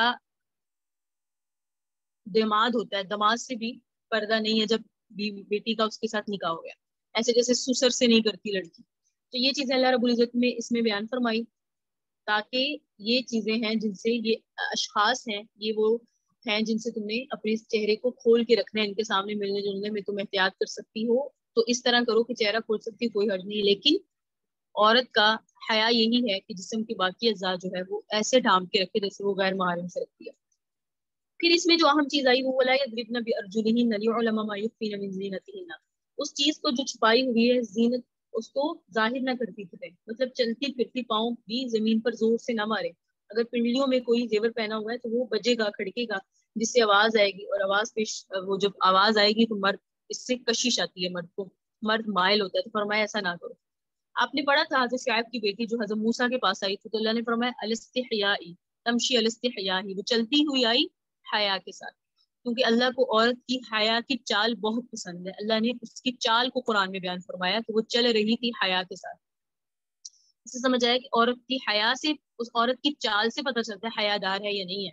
तो अगर औरतों की उमूमन आदत है कि वो जीनत की मौके को भी जाहिर करती हैं, और जीनत کی چیزوں کو ظاہر کرتی ہیں، عورت تیار ہو کے کیوں باہر جاتی ہے؟ اسی لیے جاتی ہے نا، واضح بات ہے کہ لوگ دیکھیں. تو فرمایا عورت ایسی چیزوں کو جو اللہ نے چھپائی ہے اسے ظاہر مت کرے، اور جو ظاہر ہو جائے یعنی جس کو وہ چھپا نہیں سکتی تو وہ تو بس ٹھیک ہے، ہو گئی. پھر فرمایا وَانْكِحُوا الْأَيَامَ مِنْكُمْ، جو ان سے نکاح کر لو جو تم میں بیوہ ہوں یا جن کے شوہر وفات پا چکے ہوں، ان سے نکاح کیا جا سکتا ہے، کیونکہ اسی میں طہارت ہے، اسی میں معاشرے کی درستگی ہے. اسی سے کیا ہوگا کہ بیوہ عورتوں کا اگر اس طرح کا معاملہ ہے کہ اگر ان کا نکاح کر دیا جائے تو وہ بھی اپنی نظر کی اور اپنی عفت کی اور اپنی ذات کی، اپنی خواہشات کی، اپنے دل میں آنے والے وساوس کی حفاظت کر سکتی ہیں. تو ہمیں بھی اس معاشرے میں اس چیز کو فروغ دینا چاہیے. جو عموماً کہا جاتا ہے کہ بیوہ کا یا متعلقہ کا نکاح نہیں کرنا، اس کے بچے ہیں، یہ ساری زندگی بس اسی پہ گزار دیں، یہ ظلم ہے. قرآن میں فرمایا انکحوا، امر آیا ہے کر دو، کیونکہ اس سے یہ ہوگا کہ اولاد بھی بڑھے گی. اور حدیث میں آتا ہے کہ نبی علیہ السلام نے فرمایا قیامت کے دن میں تمہاری کثرت پر فخر کروں گا.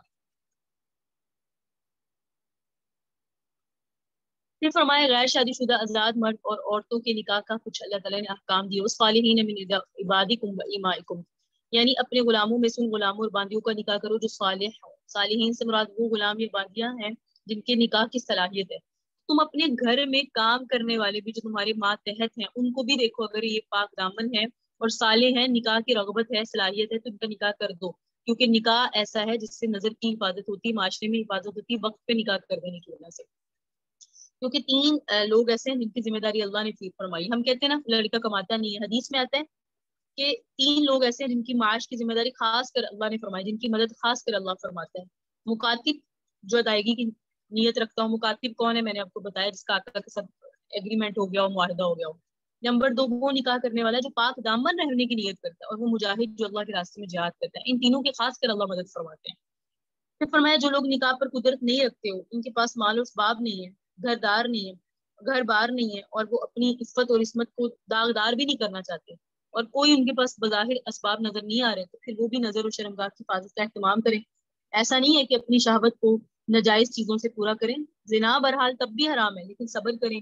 صبر کیسے ہو سکتا ہے؟ تو اس کے متعلق اللہ تعالیٰ نے فرمایا روزے رکھیں تاکہ اس سے جو ہے وہ خواہش کا سد باب ہو، اور اپنے آپ کو کوشش کریں کہ جیسے اسٹیبل کریں اس کے بعد فوراً نکاح کریں.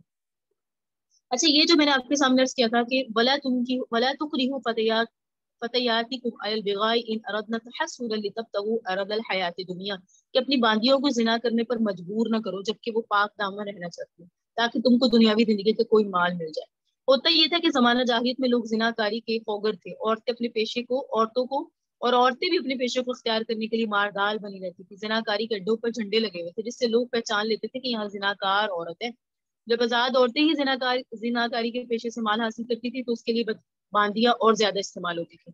تو لوگوں کا طریقہ یہ تھا کہ وہ اپنی باندیوں سے کہتے تھے جاؤ زنا کرو، پیسے کما کے لاؤ، اور وہ زناکار مردوں کو ڈھونڈتی پھرتی تھی. زناکاری کی اجرت میں جو پیسے ملتے تھے اپنے آقاؤں کو لا کے دیتی تھی. جب اسلام کے حکام آئے تو زناکاری کو حرام قرار دیا. اسلام آ رہا ہے نا، یہ دیکھیں قرآن نازل ہو رہا ہے، شریعت آ رہی ہے، پاک دامنی کو فروغ دیا جا رہا ہے، حیا کا سدباب کیا جا رہا ہے، تہمتیں لگانے کو کہا جا رہا ہے کیوں لگا رہے ہو، ایسی باتیں کیوں کر رہے ہو معاشرے میں. تو یہ اسی چیزوں کو تو مٹایا جا رہا ہے، کیونکہ عرب میں یہ چیزیں تھی، پیسے کمانے کے لیے زنا کی اجرت دی جاتی تھی. لیکن جن لوگوں کی باندیوں کو زنا کاری کے لیے بھیج کر پیسہ کمانے کی عادت تھی، انہیں اسلام کا فیصلہ اچھا نہ لگا. جیسے عموماً آتا ہے عبداللہ بن ابی منافق کے متعلق بھی آتا ہے کہ اس نے بھی اس طرح کا کام کر رکھا تھا. اس سے بھی فرمایا وہ اپنی باندی کو مجبور کرتا تھا. کہا جو مجبور کرے گا تو مجبور کرنے والے پر عذاب ہوگا، اور جو اپنی آپ کو پاک رکھنا چاہتی ہے اس کو بھی اللہ معاف فرما دیں گے، کیونکہ اس کی نیت اپنے آپ کو پاک رکھنے کی تھی. اب سوال پیدا ہوتا ہے آج کے زمانے میں جو یہ کام کرواتے ہیں اس کے لیے بھی یہی ہے کہ جو اس طرح کے کام کرتے ہیں ان کے لیے پھر اللہ تعالیٰ نے فرما دیا کہ اس طرح مت کرو، کیونکہ جو یہ کام کرتے ہیں اس کا مطلب کیا ہے؟ وہ کھلاتے ہیں اس کام کو، فروغ دیتے ہیں بے حیائی کو. اور اللہ معاف فرمائے لاہور میں، کراچی میں، بڑے شہروں میں یہ کام بہت کثرت سے ہوتے ہیں. اللہ تعالیٰ ہم سب کو عفت اور پاک دامنی عطا فرمائے. تو یہ احکام تھے جو اس رکوع میں بیان ہوئے. آگے اللہ نور السماوات والارض، اللہ آسمان اور زمین کا نور ہے. اللہ آسمان اور زمین کا نور ہے. یہ ایمان کی بھی، ایمان والوں کے نور کی مثال ہے جو ان کے دل میں آتی ہے. مثل نور ہی، ان کے نور کی مثال ایسی ہے کمشکات، جیسے ایک تاقچہ ہو، فیہا مصباح، اس میں ایک چراغ رکھا ہے، المصباح فی زجاجہ، وہ چراغ ایک شیشہ قندیل میں ہے. شیشہ قندیل یعنی قندیل ایسی جو شیشے کی ہے. ایک تاقچہ ہے، اس کے اندر چراغ ہے، اور چراغ بھی روشن ہوتا ہے، لیکن چراغ جس قندیل میں رکھا ہے وہ شیشے کی بنی ہوئی ہے. الزجاجۃ اور وہ قندیل ایسی ہے کأنہا کوکب دری یعنی اس کا شیشہ ایسے جیسے چمکدار ستارہ. یوقد من شجرۃ مبارکۃ اور وہ چراغ بھی بابرکت درخت سے روشن کیا جاتا ہے. زیتونۃ جو زیتون ہے یعنی چراغ کے اندر جو تیل ڈالا جاتا ہے اس تیل کس درخت سے لیا جاتا ہے؟ زیتون کے درخت سے. اور زیتون کا درخت ایسا لا شرقیۃ ولا غربیہ یہ درخت نہ مشرق کی طرف ہے نہ مغرب کی طرف یعنی اس پر روشنی پڑتی ہے. مشرق کی طرف ہے تو دوسری جانب سے اس پر روشنی نہیں پڑے گی, مغرب کی طرف ہے تو ایک جانب سے اس کے اوپر روشنی نہیں پڑے گی. تو یہ ایسا درخت ہے نہ اس کے مشرق کوئی ہے نہ مغرب, واضح اس کے اوپر روشنی پڑتی ہے سورج کی. یکاد زیتھا یضیء قریب ہے کہ اس کا تیل خود بخود روشن ہو جائے. ولو لم تمسسہ نار اگرچہ اس کو آگ نہ بھی ملے, اتنا یہ بھڑکنے کو تیار ہے خود ہی آگ لگ جائے. نور علی نور یہ نور علی نور ہے. یہدی اللہ لنورہ من یشاء اللہ جسے چاہتا ہے اپنا نور دیتا ہے. ویضرب اللہ الامثال اللہ لوگوں کے لیے اپنی مثالیں بیان کرتا ہے. اللہ بکل شیء علیم اللہ ہر چیز کو جاننے والا ہے. تو یہ نور کی مثال ہے, اللہ تعالیٰ کے نور کی مثال. اس کی وضاحت کرتی ہوں کہ یہ جو بار بار یہاں جو فرمایا نا زیتونۃ لا شرقیہ اور قریب ہے کہ یہ نور کو آگ نہ بھی پہنچے تو یہ جو بتی ہے یہ خود ہی روشن ہو جائے تیل کی وجہ سے. کیوں؟ کیونکہ بعض اشخاص ایسے ہوتے ہیں, بعض لوگ ایسے ہوتے ہیں یقین کریں ان میں پہلے اتنی ان کے دل کے اندر صلاحیت ہوتی ہے, نور ہدایت اتنا ہوتا ہے کہ وہ روغن زیتون آگ لگنے سے پہلے ہی روشنی ہونے کی مستعد ہوتا ہے. اسی طرح یہ کچھ حضرات ایسے ہوتے ہیں جن کے سامنے بات کرتے ہیں ان کی دلوں پر بات کتنی جلدی اثر انداز ہوتی ہے.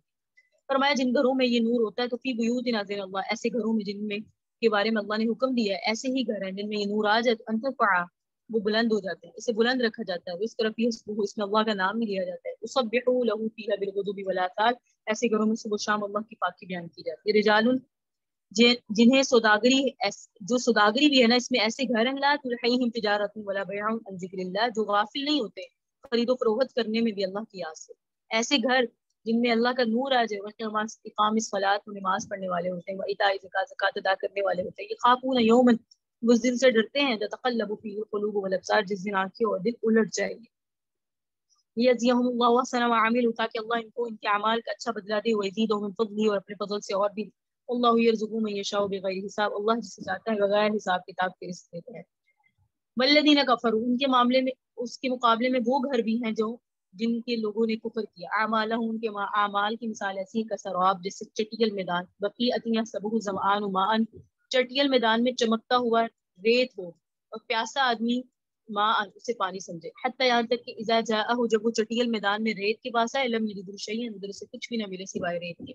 وجد اللہ عندہ اور اس نے وہاں اللہ کی قضاء کو اللہ کے فیصلے کو پا لیا. فوقاہ حسابہ اللہ نے اس کا حساب پورا لیا. اللہ سریع الحساب اللہ حساب لینے والا ہے.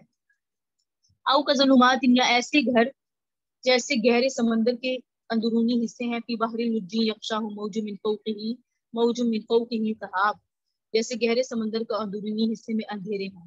گہرا سمندر ہے اندر اندھیرا ہے اور اوپر سے موج نے ڈھانپ لیا, پانی کی موج نے, اندھیرا اور ہو گیا اور اس کے اوپر ایک اور موج آ گئی, موج کے اوپر موج اور پھر اس کے اوپر بادل آ گئے. ظلمات بعضھا فوق بعض اندھیریاں ہیں بعض کے اوپر بعض, اندھیریاں تاریکیاں ہو گئی. پہلے گہرا سمندر اوپر سے موج نے ڈھانپ لیا, اندھیرا اور آ گیا, موج کے اوپر موج آ گئی اور اندھیرا ہو گیا, اوپر سے اس اندھیروں کے اوپر بادل بھی آ گئے. بادل ہے آپ کو پتہ اندھیروں پر اندھیرا. اذا اخرج یدہ یہاں تک کہ وہ اپنا اگر ہاتھ نکالے گا لم یکد یراہ تو دیکھ نہیں پائے گا. ولم یجعل اللہ له نورا فما له من نور اور جس کے لیے اللہ نور مقرر نہ کرے اس کے لیے کوئی نور نہیں ہے. تو یہ لفظ نور کی وجہ سے اس سورت کا نام سورہ نور رکھا گیا اور انبیاء جتنے بھی آئے وہ اسی نور کے ساتھ آئے. اہل زمین کو نورانیت حاصل ہے اور چونکہ ایمان کی وجہ سے اسمان اور زمین باقی ہے, ایمان والے نہ ہوں تو قیامت آ جائے. اسی لیے نور ایمان والوں کی مثال ہے جن کے دلوں میں ایمان ہے, یہ نور ایمان ہے. تو اللہ کے نور کی مثال ایسے جیسے تاقچہ ہو جس میں چراغ رکھا اور وہ چراغ ایسے قندیل میں ہو جو شیشے کا بنا ہو اور وہ قندیل ایسا صاف و شفاف ہے جیسے چمکدار ستارہ. چراغ تو خود ہی روشن ہوتا ہے پھر ایسے قندیل میں جل رہا ہے جو شیشے کا ہے, سمجھیں آپ اس کو. اور شیشہ بھی معمولی نہیں ہے, اپنے چمک دھمک میں چمکدار ستارے کی طرح. پھر وہ چراغ بھی جل رہا ہے کیسے؟ ایک بابرکت درخت کے تیل سے جسے زیتون کہتے ہیں. زیتون جس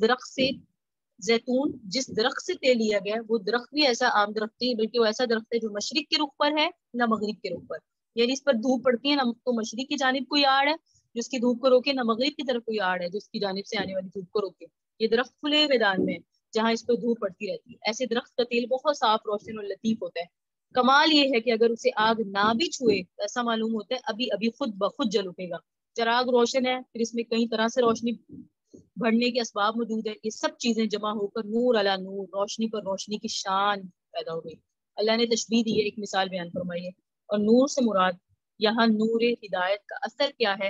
ایک مومن کے قلب میں جب اللہ تعالیٰ نور اور نور ہدایت ڈالتا ہے تو روز بروز اس کا انشراح قبول حق کی طرف بڑھتا ہے، ہر وقت احکام پر عمل کرنے کے لیے وہ تیار رہتا ہے. تو گو بالفعل بعض احکام کا عمل نہ بھی ہو کیونکہ علم تدریجن حاصل ہوتا ہے. تو جیسے روغن زیتون آگ لگنے سے پہلے ہی روشنی کے لیے مستعد تھا، اسی لیے سیدنا صدیق اکبر پر جب اسلام پیش کیا گیا تو سب سے پہلے بغیر کسی دلیل، بغیر کسی چوچرا کے انہوں نے ایمان قبول کر لیا، کیونکہ ان کے دل میں یہ نور تھا. جیسے وہ کہا گیا نا قریب ہے کہ وہ خود ہی جل اٹھے، تو ایک آگ، ایک تڑپ، ایک نور ایسا ہوتا ہے جو فوراً دوسری چیز کی کشش ایسے لیتا ہے، فوراً اس کو قبول کرتا ہے. ایسے ہی بعض لوگ ہوتے ہیں جن میں علم کو حاصل کرنے کی اور پھر حاصل کر کر عملی طور پر ایک ان میں آگ لگی ہوتی ہے، جیسے اس نور کی مثال دی کہ قریب ہے اس پہ آگ لگ جائے، ان کے اندر ایسا لاوا ایک ہو رہا ہوتا ہے، ابل رہا ہوتا ہے، جیسے ہی کوئی بات بتائی جاتی ہے فوراً قبول کرتے ہیں. ایسے ہی آپ کے سامنے بعض لوگوں پر ہم بات کا اتنا اثر ہوتا ہے وہ فوراً اس کو اپنی زندگیوں میں لے آتے ہیں. کوئی بات کی وہ کہتی ہیں کہ آپ نے یہ بات بتائی تھی، اب ہم اس کو کرتے ہیں، کیونکہ ان کے اندر یہ نور پیدا ہو چکا ہوتا ہے، بس بتانے کی دیر ہوتی ہے، فوراً جو ہے نا وہ جل اٹھتا ہے. تو اللہ رب العزت نے یہاں ان لوگوں کی مثال دی ہے. تو یہاں مراد ہے کہ جب ان کے پاس نور عمل تو ہوتا ہے، پھر ان کے پاس نور علم آتا ہے، اور جب نور عمل ہوتا ہے اور اس کے بعد نور علم آ جاتا ہے تو دو نور جمع ہوتے ہیں، نور علم بھی، نور عمل بھی. یہ ہے نور علی نور، نور علم بھی آ گیا، نور عمل بھی آ گیا. اللہ نے فرمایا جب نور علم آ جائے اور نور عمل آ جائے تو ایسے گھر ہیں وہ اس طرف ہی اسمو جس میں اللہ کا نام لیا جاتا ہے، صبح و شام اللہ کی تسبیح بیان کی جاتی ہے، کیونکہ ایسے گھروں میں نور علم بھی ہے، نور علم والے بھی ہیں، نور عمل والے بھی ہیں. اور یہ ایسے لوگ ہوتے ہیں جنہیں ان کی خرید و فروخت ہو، جنہیں ان کا دھندا اللہ کی یاد سے غافل نہیں کرتا، نمازیں بھی قائم کرتے ہیں، زکوٰۃ بھی دیتے ہیں، اور ہر وقت ڈرتے رہتے ہیں کہ دل پلٹ نہ جائے، اللہ کی یاد سے غافل نہ ہو جائے.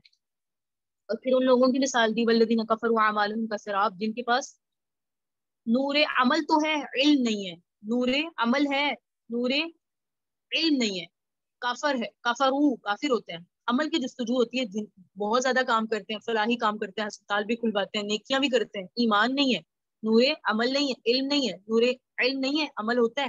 تو اللہ فرمایا وہ سمجھ رہا ہے یہ ہمیں کام آ جائے گا، اس کے کام یہ نہیں آتا. پھر فرمایا او کظلمات فی بحر لجین، جس کے پاس نہ نور علم ہے نہ نور عمل ہے، وہ اندھیروں میں، تاریکیوں میں، ظلمت میں بھٹکا جا رہا ہے، قریب ہے کہ وہ اپنا ہاتھ بھی نہیں دیکھ سکتا. یعنی ایسی اس نے اپنی زندگی گزار دی ہے، ایسے ہی گزار دی ہے، اس کے پاس نہ نور علم ہے نہ نور عمل ہے، گمراہی میں بھٹکا ہوا. تو یہ اللہ تعالیٰ نے اس رکوع میں خاص بیان فرمایا اور کافروں کے اعمال کی مثالیں دی. دو طرح کے کافروں کے اعمال ہیں. ایک کافر ایسے جو صلہ رحمی بھی کرتا ہے، جانوروں کو کھلاتا ہے، چونٹیوں کے بلوں میں بھی آٹا ڈالتا ہے، مسافر خانے بھی کھلواتا ہے اور کنویں بھی کھلواتا ہے، سب کچھ کرتا ہے، سربیلے بھی لگاتے ہیں، لیکن ہوتا کیا ہے کہ اس کے پاس علم نہیں ہے اور اس کے پاس علم عمل ہے اور کافر ہے، بدترین ہے. تو اس کے دنیا میں ہی اس کو اس کے عمل کی جزا مل جاتی ہے، آخرت میں اللہ کے ہاں وہ کچھ نہیں پائے گا. اسی لیے وہ اللہ کے پاس کچھ نہیں پائے گا. دوسری مثال ان کافروں کی دی ہے جن کے پاس نہ نور علم ہے نہ نور عمل ہے، اور وہ گہرے سمندر کے اندرونی حصے میں اس سمندر کو ایک بڑی موج نے ڈھانک لیا، پھر اس موج کے اوپر دوسری موج ہو، پھر اس کے اوپر بادل ہو، نیچے اوپر اندھیریاں. اگر کوئی شخص دریا کی تہ میں ہو جہاں مذکورہ اندھیریوں پر اندھیریاں ہیں اور اپنا ہاتھ نکال کے دیکھنا چاہے اس کو ہاتھ بھی نہیں دکھے گا. اسی طرح کافر بھی گھٹا ٹوپ اندھیروں میں ہے، سمجھ رہے ہیں ہمارے اعمال کا اچھا نتیجہ ہے، حالانکہ ان کا نتیجہ اچھا نہیں ہے. اگر اللہ فرمائے علم ترا کہ آپ نے نہیں دیکھا ان اللہ یسبح له ما فی من فی السماوات والارض والطیر صافا، اللہ کی تسبیح بیان کرتی ہے ہر چیز جو آسمانوں میں ہے اور جو زمینوں میں، پرندے جو پر پھیلائے ہوئے، کل ان قد علم صلاته وتسبیحه، ہر ایک نے اپنی نماز اور تسبیح کو جان لیا. واللہ علیم بما یفعلون، اللہ جانتا ہے ان عملوں کو جو وہ کرتے ہیں. وللہ ملک السماوات والارض، اللہ کی سلطنت ہے آسمانوں میں اور زمینوں میں. وإلی اللہ المصیر، اللہ کی طرف سے لوٹ کے جانا ہے. علم ترا کہ آپ نے نہیں دیکھا ان اللہ یجزی سحابا، اللہ بادل کو چلاتا ہے، ثم یؤلف بینہ، پھر بادلوں کو باہم ملا دیتا ہے، ثم یجعلہ رکاما، پھر اس کو تہ بتہ کر دیتا ہے، فتر الودق، پھر مخاطب بارش کو دیکھتے ہیں، یخرج من خلالہ، وہ ان بادلوں کی تہیں سے نکل کر نیچے برستی ہیں. وینزل من السماء من جبال فیہا، اور بادل یعنی بادل کے بڑے ٹکڑوں میں ہوتے ہیں جو من بارد، جو پہاڑوں کی طرح ہے، اولے برستے ہیں. فیصیب بمن یشاء، پھر وہ اللہ جس پہ چاہتے برساتا ہے اور گراتا ہے. ویصرفہ عمن یشاء، جس سے چاہتا ہے ہٹاتا ہے. सना बरकी ही यज़हबु बिल अब्सार, करीब है कि इस बिजली की रोशनी आंखों को खत्म कर दे। युकल्लिबुल्लाहु लैल व नहार, अल्लाह रात को दिन को बदलता है। इन्न फी ज़ालिका लइब्रा, इसमें तो इबरत है लिउलिल अब्सार, आंखों वालों के लिए। अल्लाहु खलक़ कुल्ला दाब्बा, अल्लाह ही ने तो हर चलने वाले जानदार को पैदा किया। मिम्मा, इन पानी से। फमिनहुम मन यमशी अला बत्निही, बाज़ में है जो पेट के बल चलते हैं। आपको पता है पेट के बल चलने वाले जानवर ये जो हशरातुल अर्द है। वमिनहुम मन यमशी अला रिजलैन, दो है जो बाज़ वो हैं जो दो पैरों पर चलते हैं। वमिनहुम मन यमशी अला अर्बआ, और बाज़ वो हैं जो चार पाँव पे चलते हैं। यखलुकुल्लाहु मा यशा, अल्लाह जो चाहता है बयान फरमाता है। इन्नल्लाह अला कुल्लि शैइन कदीर, अल्लाह तो हर चीज पर कादिर है। लक़द अंज़लना आयातिन बय्यिनात, अल्लाह ने फरमाने हमने तो निशानियां बयान फरमाई वाज़ेह वाज़ेह। वल्लाहु यहदी मन यशा इला सिरातिल मुस्तक़ीम, अल्लाह जिसे चाहे सिरातिल मुस्तक़ीम की तरफ हिदायत देता है। तो यहाँ से अल्लाह ताला ने कायनात की हर चीज अल्लाह के जिक्र में मशगूल है। अल्लाह ने इसे बयान फरमाया कि जो आसमान है, जमीन है, जिसमें रहने वाली हर चीज अल्लाह की तस्बीह जानती है। दुआ के माना भी बाज ने लिए, सलाह से मुराद दुआ है। हर चीज अल्लाह की तस्बीह कर रही है, लेकिन तुम्हें नहीं पता वो क्या तस्बीह करी। ला यफ़क़हून तस्बीहहुम, तुम उनकी तस्बीह को समझ नहीं सकते, लेकिन अल्लाह ने उन्हें सिखा दिया। फिर अल्लाह ने जो फरमाया ना, लम तरा अन्नल्लाह युज़्ज़ि सहाब, यहाँ अल्लाह ने आलम अलवी यानी आसमान के हालात बयान फरमाए। तह बतह जमाए हैं अल्लाह ने बादल, कैसे बादलों से बारिशें बरसती हैं। उसके बाद आलम सफरी को बयान फरमाया। कुल्ल दाबती बिम्मा, कि अल्लाह ने किस तरह के जानवर पैदा किए, चार पाँव वाले भी, दो पाँव वाले भी, और नीचने वाले भी। और अल्लाह जो चाहता है पैदा करता है। कुछ ऐसी मखलूक भी हैं जिन्हें तुम नहीं जानते, लेकिन अल्लाह ने पैदा फरमाई है। फिर अल्लाह ताला ने लक़द अंज़लना आयातिन बय्यिनात से बयान फरमाया कि अल्लाह ताला ने तो ये निशानियां बयान फरमाई और बहुत और सीधे रास्ते की तरफ जिसका चाहे दिल को राह रास्त पर आ जाए, हिदायत पकड़ ले। फिर अल्लाह ताला वयक़ूलून आमन्ना से मुनाफिकीन की निशानियां बयान फरमा रहे। पीछे तकरीबन बहुत रुकू के बाद 11वें पारे से अब रुकू जो कद अफलहल, ये 18वां पारा आया, इसमें अल्लाह ने मुनाफिकीन को बयान फरमाया। दरमियान में मुनाफिकीन का जिक्र नहीं आया। और मुनाफिकीन पर उमूमन 3 बार दो चीजें भारी थी। एक तो नबी अलैहिस्सलाम की बात मानना, दूसरा जिहाद करना। इसीलिए इसको बयान फरमाया वयक़ूलून आमन्ना बिल्लाहि व बिर्रसूलि व अताअना। ये जो लोग हैं ना मुनाफिकीन, ये कहते हैं हम अल्लाह पर उसके रसूल पर ईमान लाए, व अताअना हम फरमाबरदार हुए, सुम्मा यतवल्ला फरीक़ुम मिनहुम मिन बअदि ज़ालिक, फिर इसके बाद एक फरीक रूगर्दानी करता है। वमा उलाइका बिल मुमिनीन, और ये लोग मोमिन नहीं है, मुनाफिक हैं। वइज़ा दुऊ इलल्लाहि व रसूलिही, जब अल्लाह और उसके रसूल ने बुलाता है, लियहकुम बैनहुम, ताकि आप उनके दरमियान फैसला करें। इज़ा फरीक़ुम मिनहुम मुअरिज़ून, तो इनमें एक फरीक ऐसा है जो पहलू तही करता है, एराज करता है। क्यों? क्योंकि नबी अलैहिस्सलाम की बात मानना मुनाफिकों पर बहुत भारी था।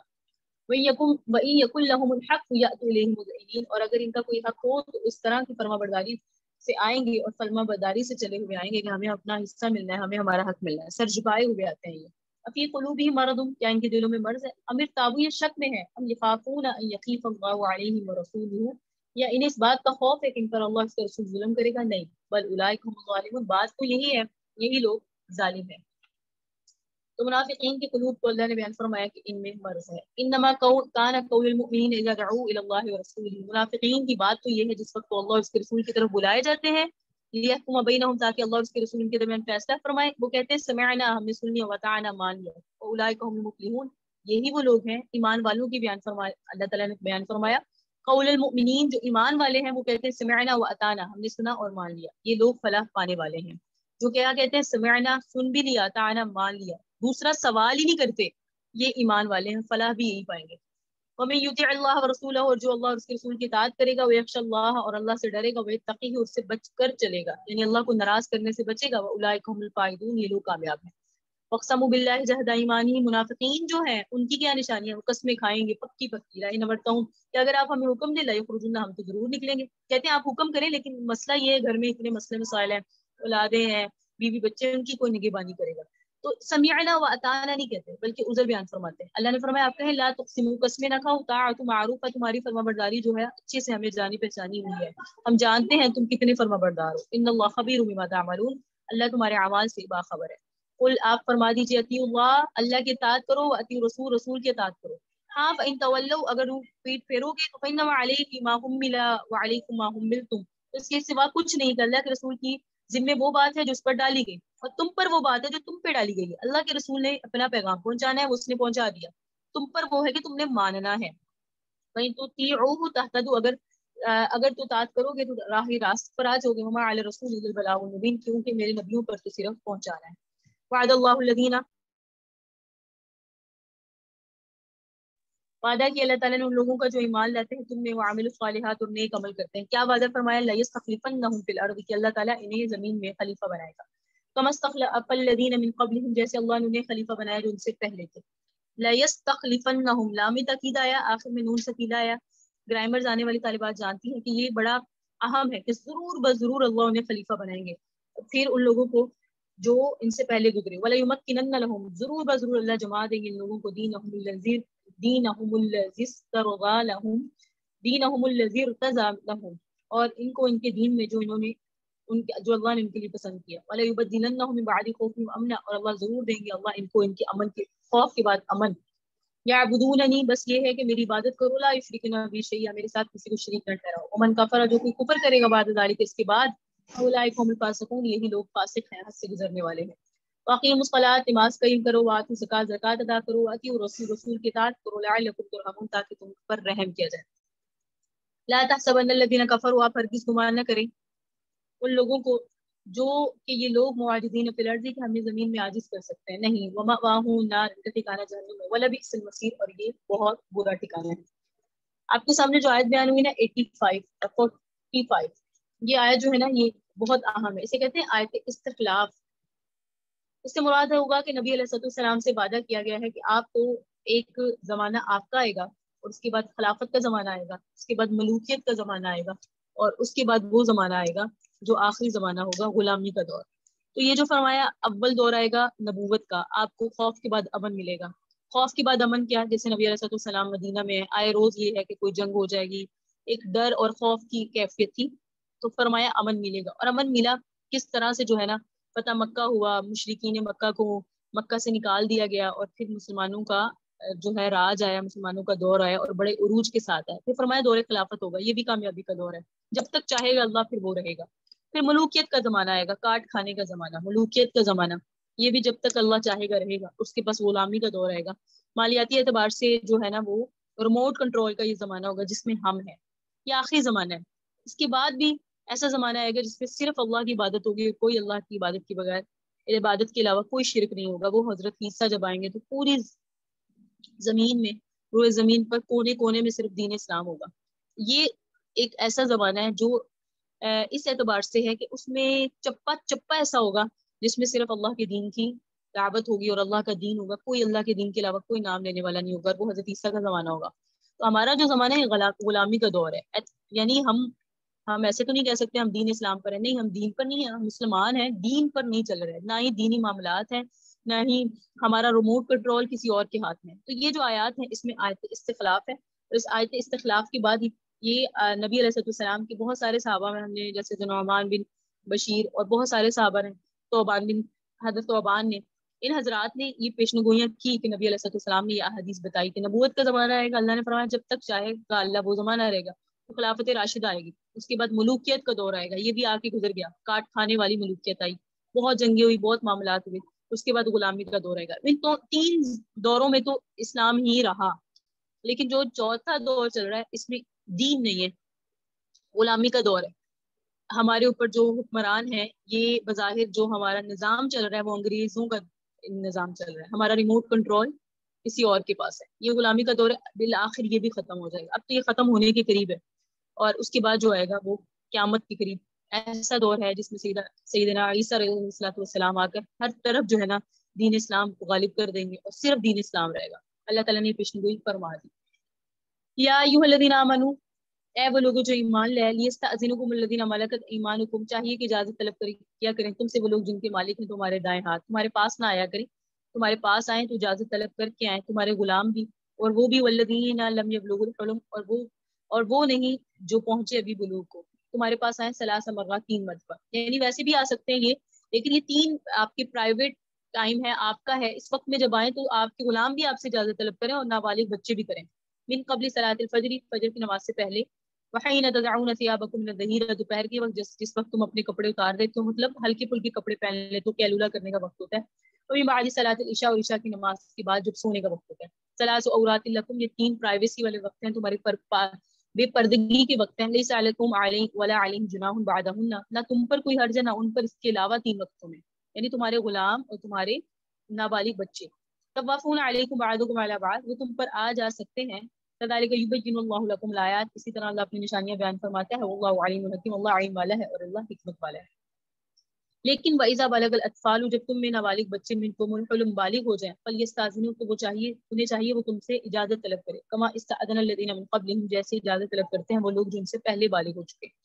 कज़ालिका युबय्यिनुल्लाहु, ऐसे ही अल्लाह बयान फरमाते हैं, लकुम आयाती, तुम्हारे लिए अपनी निशानियां, अहकामात, अपने कवानीन, अपने कवाइद। वल्लाहु अलीमुन हकीम, अल्लाह इल्म वाले और हिकमत वाले हैं। वल कवाइदु मिनन निसाइ अल्लाती ला यरजून, और औरतों में से वो औरतें जो बैठ रहने वाली हैं और नहीं उम्मीद रखती निकाह की, फलैसा अलैहिन्ना जुनाहुन, इन पर कोई गुनाह नहीं है। यदअना सियाबहुन्ना गैर मुतबर्रिजातिन बिज़ीनत, वो अपने जायद कपड़े उतार दे, ना जाहिर करने वाली हूँ अपनी जीनत की जगहों में।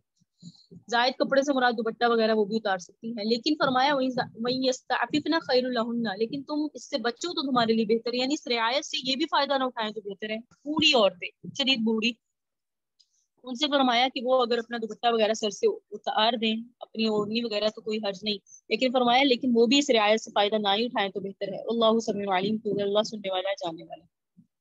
इसके अलावा लैसा अलल आमा, नबीने पे कोई हर्ज नहीं, वला अलल आरजी हर्ज, और लंगड़े पे कोई हर्ज नहीं, वला अलल मरीज़ हर्ज, मरीज पे कोई हर्ज नहीं, वला अला अनफुसिकुम, तुम पर भी कोई हर्ज नहीं, अंता अकुलु मिन बुयूतिकुम, कि तुम खा लिया करो अपने घरों से। तो ये जो मादूर हैं, नाबीना, लंगड़ा, मरीज, ये खा लिया करें। औ ब्यूती आबाइकुम, या अपने आबा के घर से खा लो। औ ब्यूती उम्महातिकुम, अपनी माओं के घरों से खा लो। औ ब्यूती इख्वानिकुम, अपने भाइयों के घरों से खा लो। औ ब्यूती अखवातिकुम, अपनी बहनों के घरों से खा लो। औ ब्यूती अमामिकुम, चचाओं के घर से खा लो। औ ब्यूती अम्मातिकुम, फुफियों के घरों से खा लो। औ ब्यूती अखवालिकुम, मामों के घरों से खा लो। औ ब्यूती खालातिकुम, खालाओं के घरों से खा लो। औ मा मलकतुम मफातिहहु, या उनके घरों से जिनकी चाबियां तुम्हारे पास हैं, तुम्हें सौंप गए हैं। औ सदीकुम, या तुम्हारे दोस्त हैं, कोई हर्ज नहीं। लैसा अलैकुम जुनाहुन ताकुलू जमीअन औ अश्तातन, कोई हर्ज नहीं कि तुम इकट्ठे मिलके खाओ या अकेले। इससे मुराद ये नहीं मखलूत निजाम में औरतें और मर्द बैठ के इकट्ठे खा लें, ये मुराद नहीं है। फैज़ा दखलतुम बियूतन फसल्लिमु अला अनफुसिकुम, और जिस वक्त तुम दाखिल हो घरों में तो अपने लोगों पर भी सलाम किया करो। तहियतुम मिन इंदिल्लाह, जो मशरूह है अल्लाह की जानिब से, मुबारकतन तय्यबा, ये सलाम बरकत वाला है, पाकीज़गी का ज़रिया है। सलाम फैलाना है, अपने घरों में भी दाखिल होना है तो सलाम फैलाना है। कज़ालिका युबय्यिनुल्लाहु लकुमुल आयात, अल्लाह तो बयान फरमाता है अपनी निशानियां, लअल्लकुम ताक़िलून, ताकि तुम समझ हासिल करो। तो शुरू रुकू में से यहाँ तक जो आयात आपके सामने पढ़ी गई, इनका ताल्लुक भी मसला इस्तेज़ान के साथ है और मसला हिजाब के साथ है। इसकी वजाहत आपके सामने आ गई है कि ला युब्दीना ज़ीनतहुन्ना इल्ला मा ज़हरा में आ गई।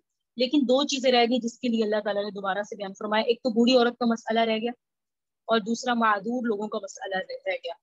जो मादूर है, नाबालिग हैं, नाबालिग बच्चे, तो उनके लिए मुतल्लिक फरमाया कि इनसे हिजाब नहीं है। औरत इनके सामने अपने बदन के बाद हिस्से जिनकी तफसील आपके सामने आ गई थी, वो ही है चेहरे और हथेलियां, पाँव वगैरह ही खोल सकती हैं, इसमें कोई हर्ज नहीं।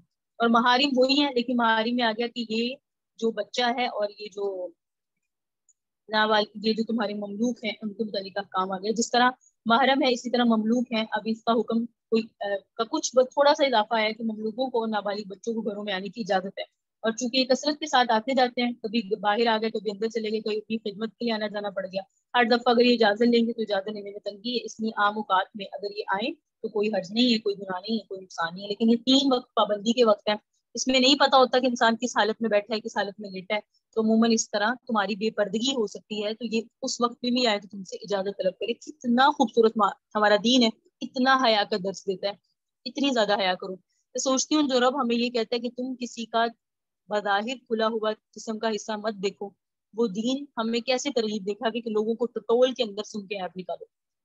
हमें दूसरे की इस तरह के मामलात को अल्लाह रब्बुल इज्जत फरमाते हैं कि तुम ना फैलाओ। दूसरे के ऐबों को फैलाना और उसके मुतालिक कहना फलां ऐसा है, फलां ऐसा है, वो अल्लाह को कितना नापसंदीदा होगा। अल्लाह पाक महफूज फरमाए। तो बालिग होने के लिए के बाद हर वक्त इजाजत है कि वो हर वक्त इजाजत लेकर ही आएंगे। हर वक्त इजाजत से मुराद है, ये तो था कि जब नाबालिग है तो इन 3 औकात में सिर्फ इजाजत ले लो।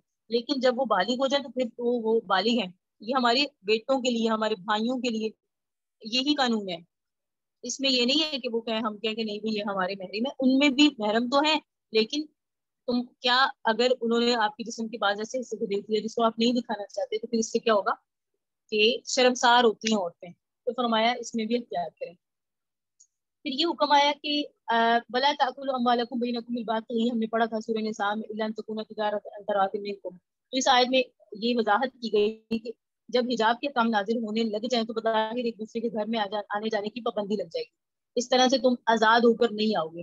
تو آزاد ہو کر نہیں آؤ گے تو تاکید کی کہ رضامندگی کے ساتھ خرید و فروخت ہو. اس طریقے سے تم ایک دوسرے سے مال حاصل کر سکتے ہو, یتیموں کے مال کھا سکتے ہو. یہ جو چیزیں سورہ نساء میں آئی تھی, تو فرمایا کہ بے تکلفی تھی کہ لوگ بلا اجازت ایک دوسرے کے گھروں میں پہلے چلے جاتے تھے, لیکن جب یہ آیات آ گئی تو اس کے بعد یہ حکم آیا کہ بلا ضرورت ایک دوسرے کے گھروں میں بلا اجازت نہ جاؤ. لیکن اس کا یہ مطلب نہیں ہے کہ تم جاؤ ہی نہیں, جا سکتے ہو, اجازت لے لو, بس قوانین کے تحت جاؤ. اور کھانے پینے کے معاملات میں بھی حکم آ گیا کہ کھانے پینے کے معاملات میں بھی بغیر اجازت مت کھاؤ.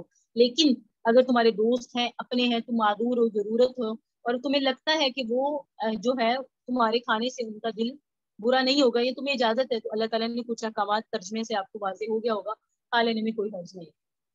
یا جن کی چابیاں تمہارے پاس, یعنی جنہوں نے پورا گھر ہی تمہارے اوپر سونپا ہوا ہے, تم ان کے گھر سے بھی کھا پی سکتے ہو, کوئی حرج نہیں ہے.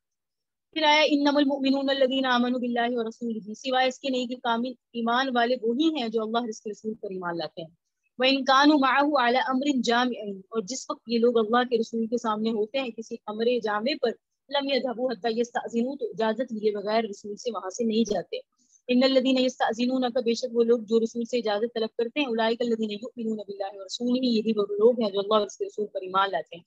فَإِذَا اسْتَأْذَنُوكَ لِبَعْضِ شَأْنِهِمْ, اور جب لوگ آپ سے اجازت طلب کریں اپنے کسی کام کے لیے تو آپ اجازت دے دیں. فَأْذَن لِمَنْ شِئْتَ مِنْهُمْ, ان میں سے جس کے لیے چاہیں. وَاسْتَغْفِرْ لَهُمُ اللَّهُ, اور ان کے لیے اللہ سے استغفار کیجیے. ان اللہ غفور رحیم, اللہ بخشنے والا ہے, مہربان ہے. لا تجعلوا دعاء الرسول, نہ بنایا کرو تم رسول کے بلانے کو آپس میں, بینکم کدعاء بعضکم بعضا, جیسے تم آپس میں ایک دوسرے کو بلاتے ہو.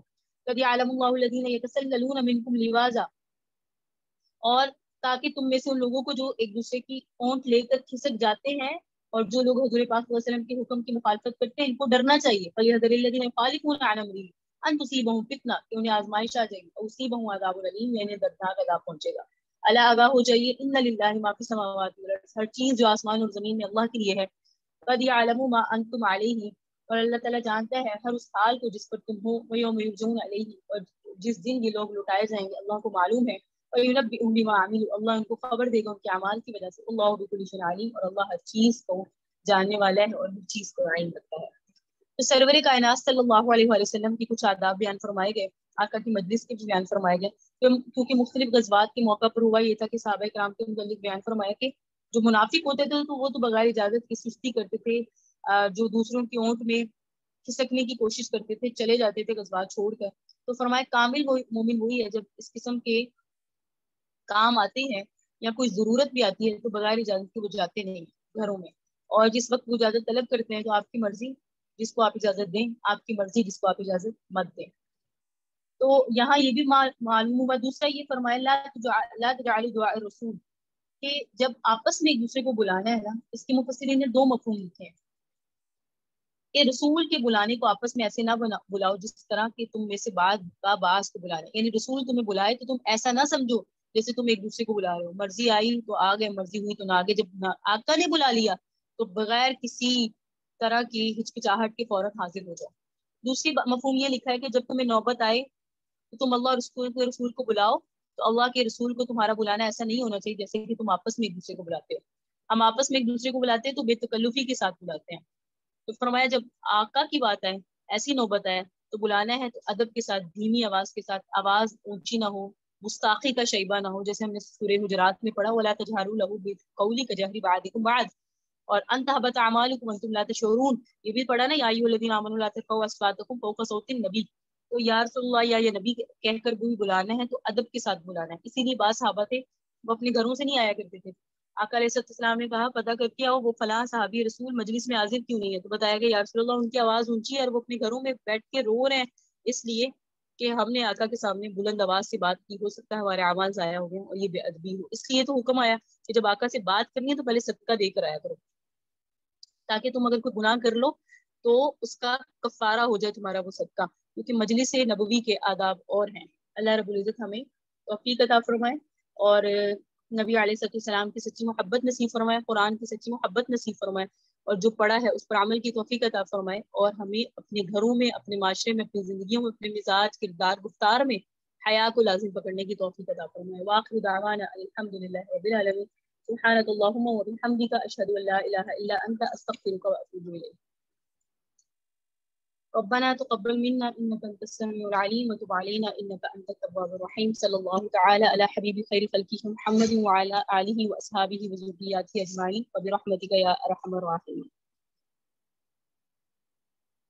بس اب دعا کر لیتے ہیں انشاءاللہ.